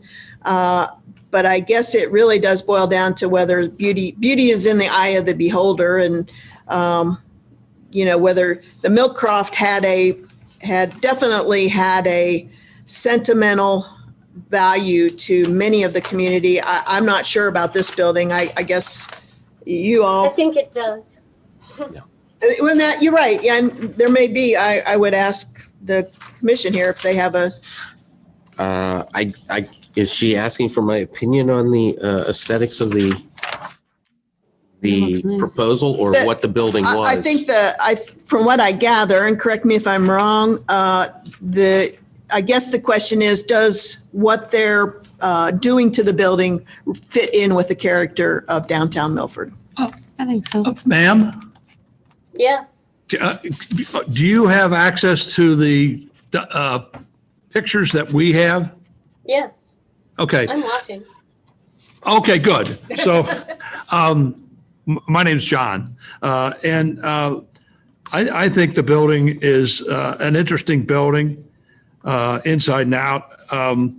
And other than the change of colors, which is kind of beigeish yellow, and I don't think it was always the color,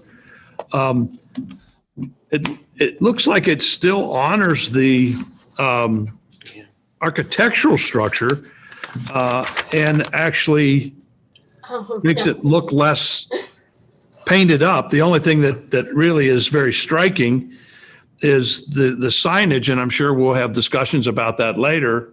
So I'm trying to see where that would be detrimental to the look, feel of our downtown community, in our Well, it looks very contemporary. That's part of the reason I'm asking about whether or not there's anything about standardized, facades, what needs to be. Right next door is that beautiful stone building. If it were for sale, could anybody could do anything they wanted with it? Is there no historical preservation in downtown Milford? We do not, Milford does not have a historic preservation district. Any change that's made to the building, the exterior of the building does have to come to Planning Commission for review and approval. And certainly if it were offensive, I imagine they would vote no, or make suggestions for changes. But when I look at this, I see stone columns which match the mill building, and then the front looks like a wood of some sort. The signage is distracting, but that's a separate issue anyway. To me, when I look at this, I feel like it fits in with the character of the area. It kind of matches the river character. It's got the stone and wood and all of that. But like I said, beauty is in the eye of the beholder. So I can certainly understand if you don't think What's that top piece it called? fits in. The cornice? I think that kind of matches like other buildings downtown. So you are retaining some of the architectural elements you're overlaying, some of the architectural elements you're preserving outright. Some of them, it appears you're covering outright. I don't think it's within our purview to tell you to do this, that, or these other particular things on a note-by-note basis. I think as long as it's within the standards that are within our plan and within our code. You can dictate material. Yeah. You can say, even though, stone is permitted, but I see. Suppose they were doing metal, some sort of shiny metal, I'm trying to think of something off the I wall. wanted to put mirrors on the Paint outside. colors. Yeah, We can- something sometimes like we can that. Dictated Little paint much. colors before, not to have the bright.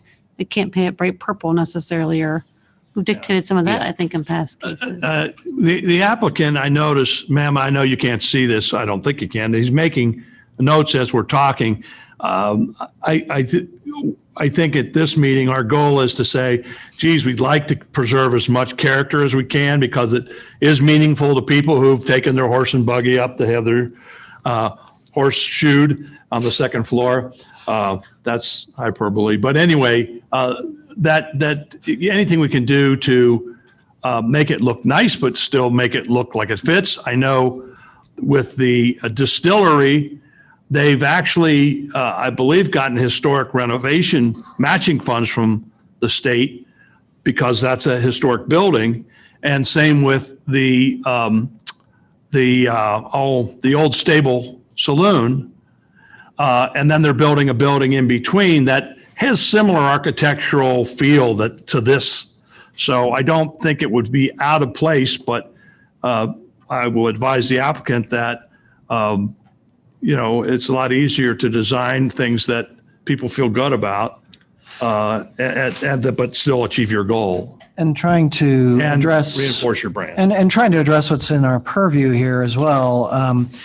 As much as we have talked about liking or loving this building, nobody has liked or loved it enough to declare it a historic monument, a piece of history, or anything else. So it should say we've let those reins slip as far as that's concerned. However, and this is not binding, it can't be, but we do suggest in the spirit of neighborliness and kind of the texture of our town, our historic downtown, that you kind of just take one step back, take another reexamination on the imposition of new materials into the fabric of the historic, if you'll call it historic, with a little h building.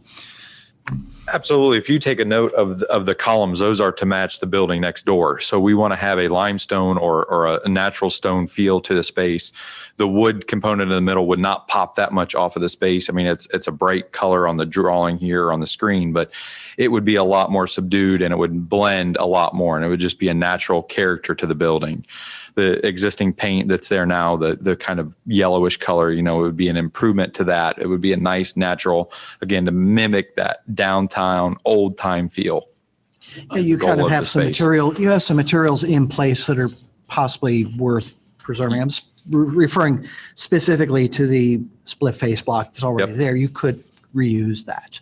Yep. Anyway, again, none of this ends up being binding because we have no outside authorities dictating to us that this is historic or marked as such. So we like I said, that authority has slipped from us already. So, and I'm not going to belabor this any further on my part. I'm still stuck a little bit, and with the thing in the front. With the seating area in the front, because we have people developing and it's nice to have places to sit on the outside, but also we need to move people. And so are they moving this side in front of that by the street? Are they moving alongside the building? Do they move on either side of it? There would be a space on the outside of that fence row to walk up and down the street. So that there now, you've got some space right next to the building. You have a sidewalk, you have a tree planting area, and then you have another sidewalk outside of that tree planting area. Right. Which one are you going to leave available to people? Outside of the tree planting area. So that would become an ADA or an accessible walk. I'm going to touch this because I walk up and down that whole time. Yes. So there's bushes. You're going to put bushes back. Yes. But in planters. But further back. Then this is not going to be accessible. Correct. So you're going to, if I can look right there. Yes. You're going to follow along the line of the sidewalk that's there. Where the current trees are on the sidewalk. It won't be like they have to walk out close to the street. They're already out on the edge of the street. That is right. Addressing the deck, I think that's fine because it is, first off, it's the off side of the building. That's great. Yeah. And also it declares its novelty completely appropriately in that respect. So I have no comment on the deck. Yeah, I agree. Yeah, I think it's a good plan, frankly. I can see how, because of the rendering in the way that you had mentioned being so bright in that wood area, but like I said, I don't remember cedar being like that unless it's purposely stained that way. Yeah. And you're suggesting or saying that that's not the way it actually would look. That's right. So if it's a subdued form of cedar, wood and stone is very appropriate for our area. It looks like they're with the matching facade, limestone facades across it. None of the structure changes. I think the only thing I see is how large that logo is. That's the only thing I'm getting at. Yeah, that's just a little bit too much. That's the economy You're in a great size. spot. When people come down that street, they're going to be, it's like the news sign across the bridge, the TV screen, when you go to the end of the bridge and it's like, wow. Yeah. That's huge. But that logo, I don't want to ever deter someone from branding their business, but at the same time, under advisement that we're going to get some pushback if it's like, so, and you may give us a rendering that might be, oh, that's fine. So, Well, the signage does not come back to you. well, I mean, I'm saying the signage goes somewhere and They'll have to meet the does. requirements. signage is, Administrative, and as long as it meets our zoning ordinance as far as size and location, then there you go. So, Yeah, and should it come to the point where he wanted it to be even bigger or something like that, it then comes to us, we then start a new BZA. process on it that. goes to BZA. Yeah. BZA, Yeah. okay, right. There you go. So there is a process. I don't know. I got a picture of another site that we just opened with a little bit more realistic sign size in That'd be relationship great. to the size of the building. Love to see it. Let's see. Yeah. Love to see that. Oh, that looks, oh, yes. Oh, my Very, gosh. very Way different. Yeah. Yeah. Way smaller. Oh, goodness. Perfect. That's great. Well, for our home audience, it's about an eighth of an inch tall. No, I'm sorry. It's, That one's almost too small. Yeah. No, It no, is. that's- It almost looks too small for the that's much building. more Yeah. respectful of the environment, yeah. It would look like something similar to this, just a nice classic. Right. Is there, Right, here, hold we have it a up, motion show her here. on the, Make a motion. Oh, okay, yeah, yeah. okay.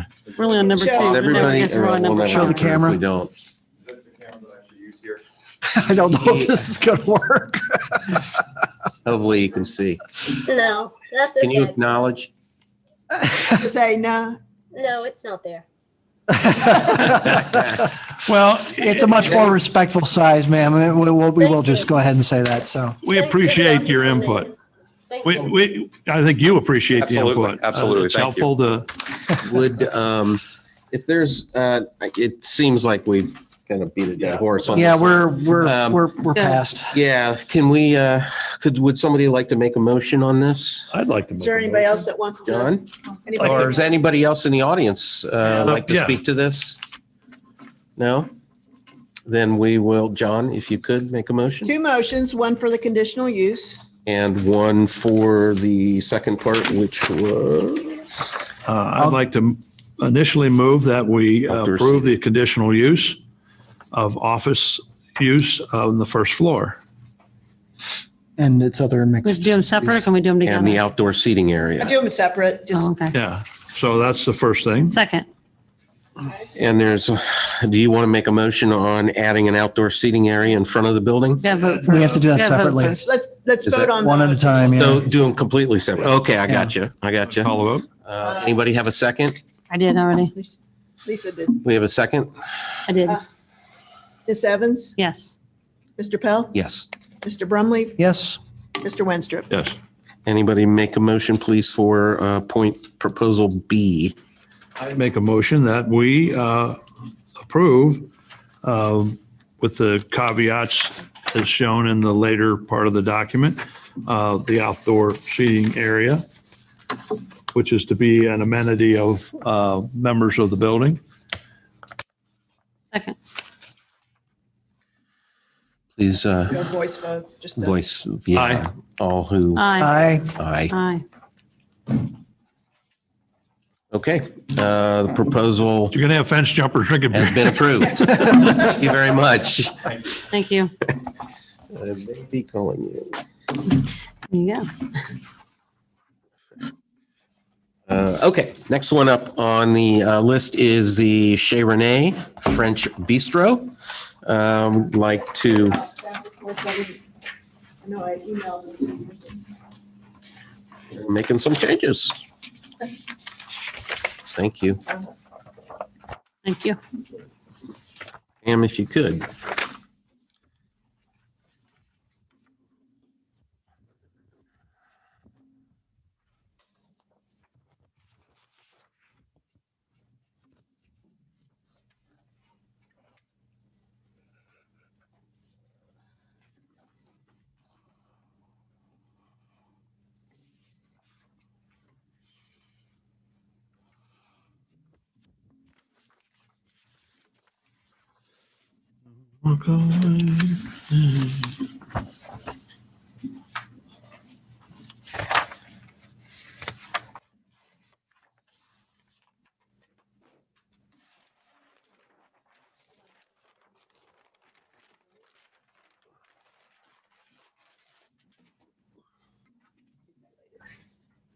Okay, this is minor building improvements to the building located at 233 Main Street. Applicant is Laurent and Catherine Dejouy. Chez Rene, 233 Main Street. Property owner is E. Paul Corp., Cincinnati. The acreage is 0.123 acres. The tax parcel ID is 210-710A038B. The zoning is Milford River District. The existing use is restaurant, and this would be an expansion of the restaurant use. All the adjacent property is MRD. They propose to add a patio to their building located at 233 Main Street. The parcel is located in the MRD district. Modifications to building facades visible from the public right-of-way and change the building's appearance are subject to review by the Planning Commission.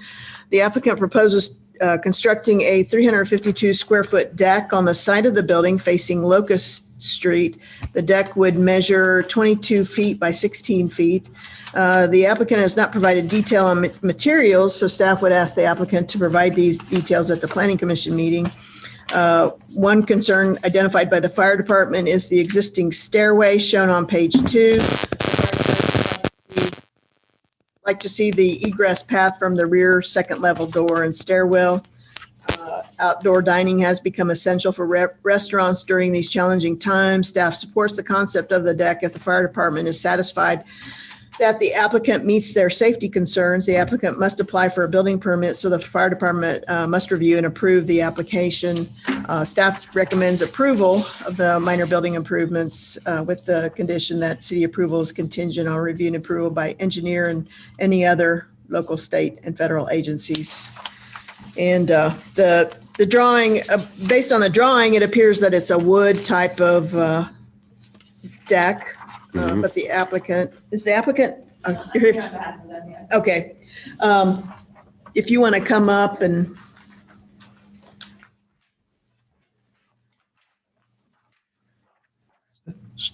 State your name and your Name and address. address, please, yes. Hi, I'm Marley Wolf. I live at 764 Forest Avenue, but I'm here on behalf of Kathy and Laurent Dubois for Chez Renee.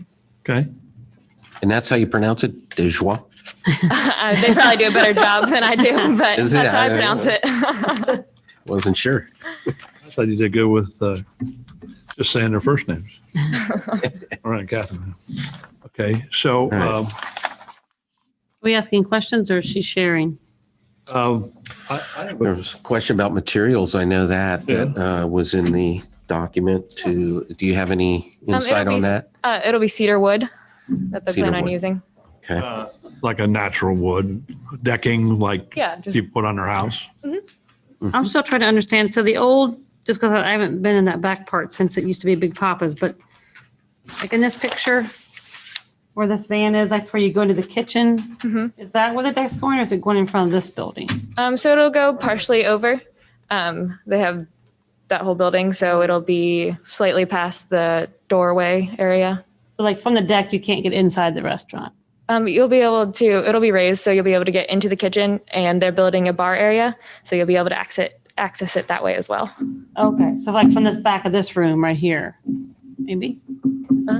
I'm trying to, but yeah. Like if I'm a customer on the deck, I can't can I enter the restaurant or do I have to walk around the front? You can enter the restaurant. Oh, okay. Yeah, there's 2 windows right now.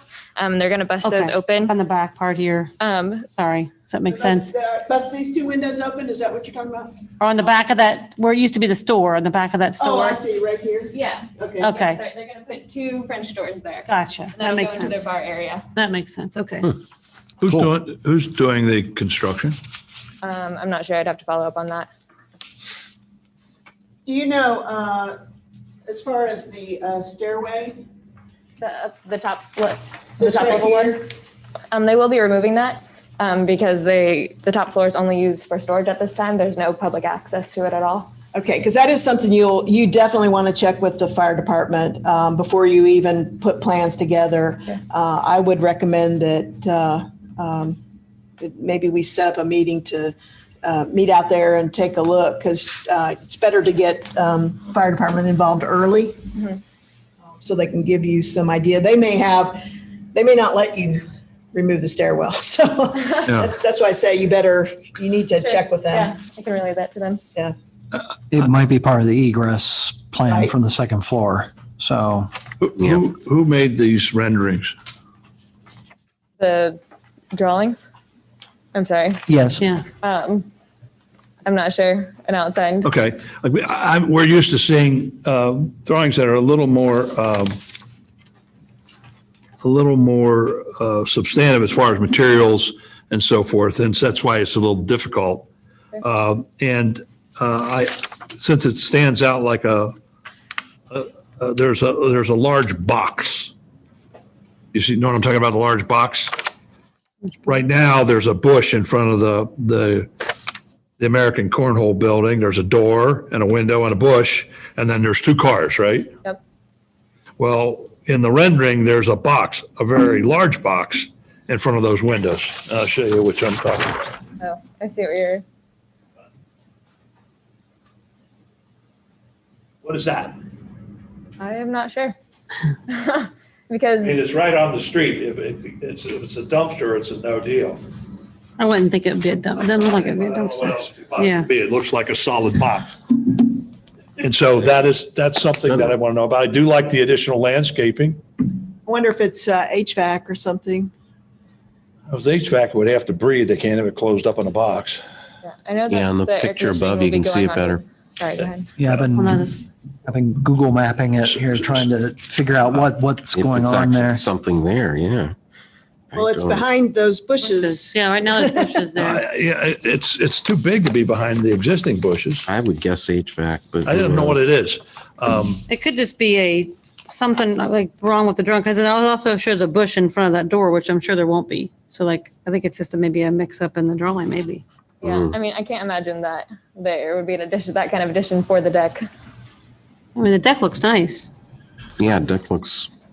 I have a question have about more the outside seating. parking Love to see spaces. that, yeah. And maybe this goes to staff, and that is there are 5. Maybe 4. Looks like you're taking maybe 3 parking spaces to do this. Those are usually just for staff, though, I believe. aren't Correct, they? yeah. they're And Staff and the one tenant. Where will they park now? Probably the city lot. I would guess. 3, Harvest. I think you know where this is headed. 4. Down at the Harvest is Legion. right We have all the there. parking at the Legion that no one uses. Yeah. There. It's true. I always. I mean, have a obviously, I don't think they would park in front of their restaurant because they want that for customers. So. Yeah. Yeah. Yeah. It also goes down that road I'd too. like to see a little bit more nuts and boltsy material wise. Not just something that's getting thrown up so we can have outdoor seating, but something that actually enhances. So I, as one of the provisions, I'd like to see a little bit better rendering details and materials. So they're asking for you to come back next month with more detail about what it's going to look like. What is that box? Is that box representative of something, or is it just a mistake on the drawing? Right now it's, Or is it where they're going to store their furniture when it's bad weather? Or, I don't know what it is. honestly, I think the stairway has to be addressed. Stairway is the biggest It's issue, And definitely. that's not necessarily within our That's not purview, us, but yeah. I think you want to kind of understand what that is going to impose on your thoughts and plans Yeah. as it relates to what we have purview over. So, Correct. Now, since you represent these people or you're here for them, Yeah. And I've spoken to them and have eaten there, and I can understand where it could get confusing if someone that didn't speak English a little bit better, But I want to try to help you know what you need to do so that we can help you be able to do what you need to do. And I think materials, construction, stairway, what's the box? Who's going to do the work?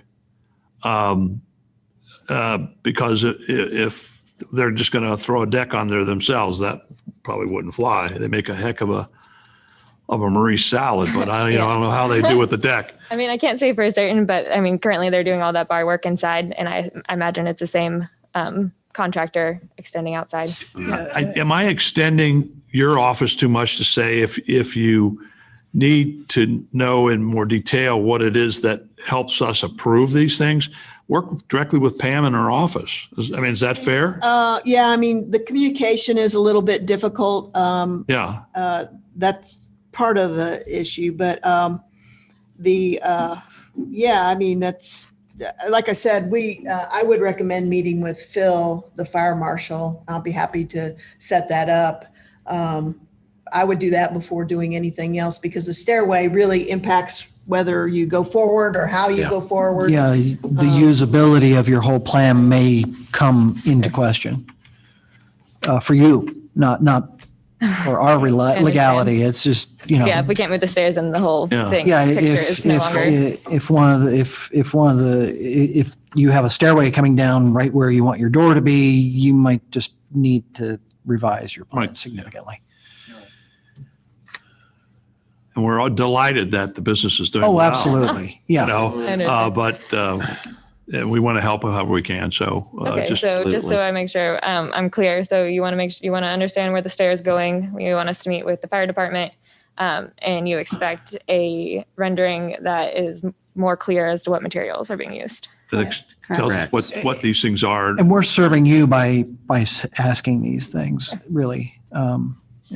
Keep in mind that if they do get approval, they have to get a building permit. So it's not a matter of just slapping something up. Right. You have to go to submit building application and all that. Right. Well, do they just want a conceptual approval today? Well, yeah. Do we put those things subject to and give them that?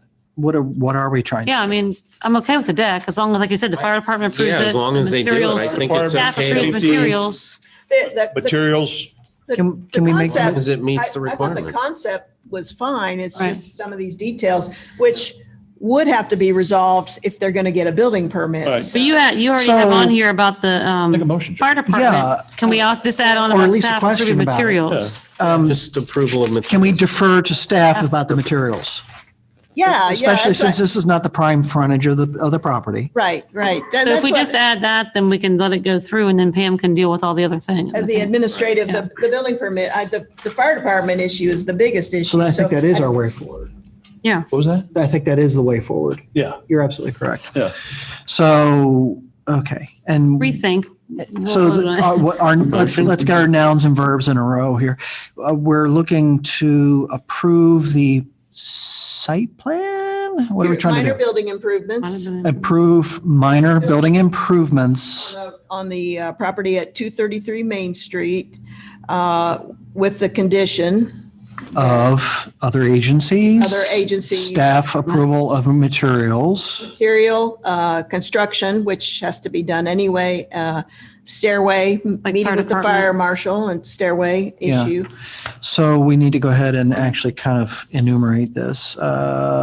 City engineer and other applicable local, state, and federal agencies. Should be fire department. Gives our umbrella That term covers there. everything. And then two, staff approval of Materials. Material, material. the construction, which is, that's the building department. Well, that's under the first part already. The stairway is the fire department, which Under the falls first part. Mhm. Right. And So that it's just box in the materials. front, So. So staff approval of material. So making a motion to approve the Minor building improvements 233. for 233 Main Street on the conditions of one, city approval and applicable state and federal agencies, and two, staff approval of material as it relates to our zoning ordinances. Do we have a second? Am I missing anything here? I don't believe so. Moosing I anything? think you got Second. it just perfect. Okay. All in favor? Aye. Aye. Yes. Any opposed? Nope. And we have approval for, I don't know if they'll reach out to me or if The you can proposed reach out use. to me. But we need to set up a meeting with Phil, the fire marshal. So if you want to give me a call, I'll be glad to set that. meeting okay. up. Okay. The second to last item Thank you. on our agenda is, oh, wait a minute. I got the wrong one. I only had two things here. Patel is the applicant who would like to make a change to the building at 18 Main Street, adding garage. If Pam, you could view the details and then we'll listen to the applicant.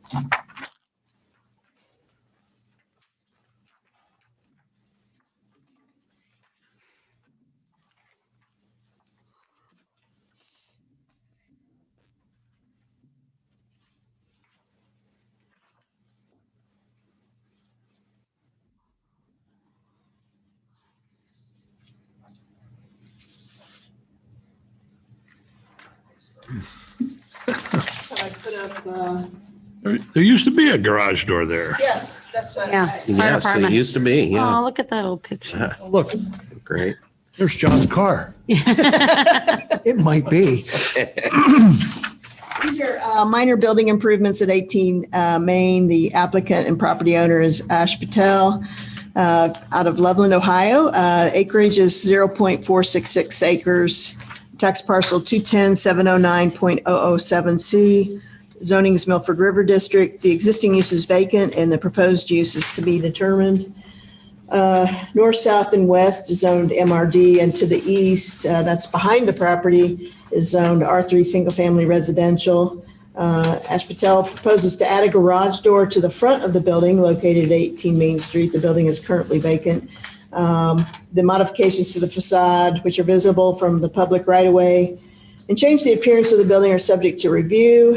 The garage door measures 20 feet 9 inches long and 9 feet 1 inch in height. The doors would be installed in an existing opening. The garage door has become fairly common in downtown Milford, and this door appears to be in keeping with other installations in this area. The applicant must apply for a building permit, so the fire department will review the application. Staff recommends approval of the minor building improvements with the condition that the approval is contingent on review and approval by any other local, state, and federal agencies. All And right. Any questions for Pam? pictures there. I hand out glossy pictures. Thank you. I just want to know, is there a restaurant interested? There is. Thank you, sir. Yay. Yay. Love that. No kidding. Thank you, sir. put in one more for Ralph Moreno. He used to work in that building. My husband too is a firefighter. Like, yeah. I remember the days we used to do a chili cook-off in the old fire department building. I Yeah. remember the Wow. fire engines being there, just like that photo. Cool. I love it. Okay. Questions for the applicant? Yeah, I got one. I'm curious, is the existing storefront door an egress path? And has it been accommodated elsewhere with such that this garage door does not interfere with egress? That will be a fire department Yeah. question, They won't approve it otherwise. but I'm asking on my own behalf. There are multiple doors very close to that one. There's a side door, and the actual front door is just off to the right. Correct. Right. I know about the front door. I think there's a side door that goes kind of over to that side patio. Yeah. Correct. Is that marked as egress, exit? It is. Okay, then we're good. Thanks. The floor in there, so the garage door, when it closes, will not close at the sidewalk level. There'll be a step up, correct? That's correct. They kind of filled in that lower piece there. They did. Yeah. So we're going to have to figure out a way where it's seamless. With the sidewalk and the rest is seamless? Well, the sidewalk is lower Right. than the entrance of the restaurant. Correct.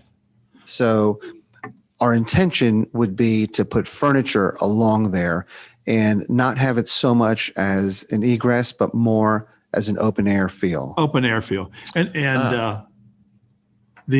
I'm trying to think of that space. So there'd be one door, one 20-foot long door. It's either going to be one door or two smaller doors. If the weather's accommodating, we can open both. If it's marginal, we'll open one. Okay. 20 feet would be like the. Well, range. because the permit talks about to put in a garage door, but then I see picture of doors. And I'm not sure. The pictures are not exact renderings. No, I get that. Just to give you. assuming And again, it's kind of like the other one. I range. kind of like that, but conceptually, I'm with you. And I'm comfortable with that. And it makes the building a lot more DORA friendly. Mhm. And it facilitates the flow of people in and out. Right. So those are all cool things. Yeah, it's certainly consistent with what people are doing. Right, right. And especially with the pandemic, it gives so- restaurants a better opportunity. When they do a commercial space, they don't have to talk to the other commercial buildings to to see how they feel about it, right? Yeah. None of that has to do it down. So basically, we're asked for, it's not a condition, it's just a site plan review It's minor building improvements. for a minor building improvement. And then subject to all those things. I think we ought to take a crack at that. Yes.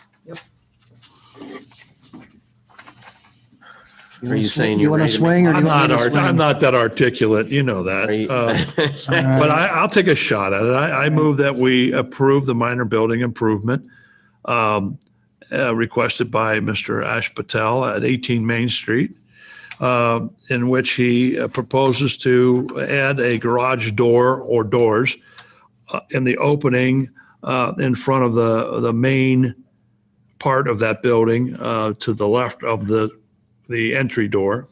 And I do that contingent upon review and approval of the city engineer and any other local, state, and federal agencies.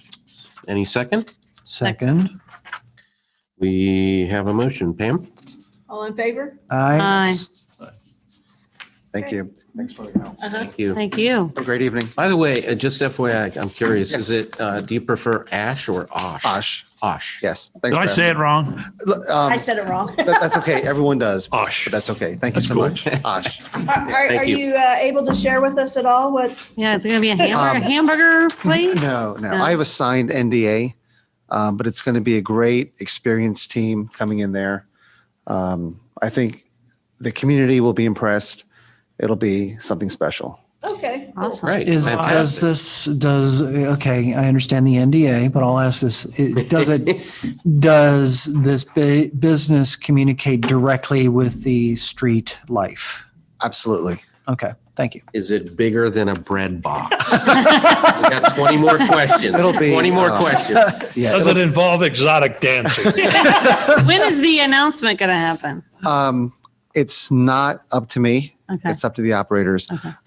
But Should we be it's- switching off the mic so we have talking about exotic dancing and things like this? My gosh. It's a great concept that's going to utilize both floors of the space, Awesome. which historically has been a challenge. Yes. Yes. And any two-story restaurant is always a challenge, but these guys figured it out. Awesome. So it'll be It's Oh, fantastic. good. I'm It excited. has been a challenging space. Well, I'm sure that Always they'll has be been. back in The talking new office with the space city. will help. yes. Yeah, they may not be back to you guys. Yeah, but back in talking to the city. Yeah. Yeah. All right, Osh. Awesome. Thank you all. Thank you, Osh. Thank you. Appreciate it. Okay, next on our agenda is CDSG, a letter, an update from Paul Shermer. Pam, you want to? Yes, the letter was in your packet there. There's no need for a staff report. They're just requesting a 9-month extension to the preliminary plat approval in accordance with section 1105.05, which they're allowed, they're given a year to start their building. If they can't accomplish that in a year, then they have to come back to you guys to ask for permission to extend that approval. So that's what. As it relates to phase one. Phase one. To kind of Phase catch one. it up with Yes. phase two. That's correct. Yeah, You need more time. exactly. And, he's got, you've been the whipping boy a little bit, at least by me. But,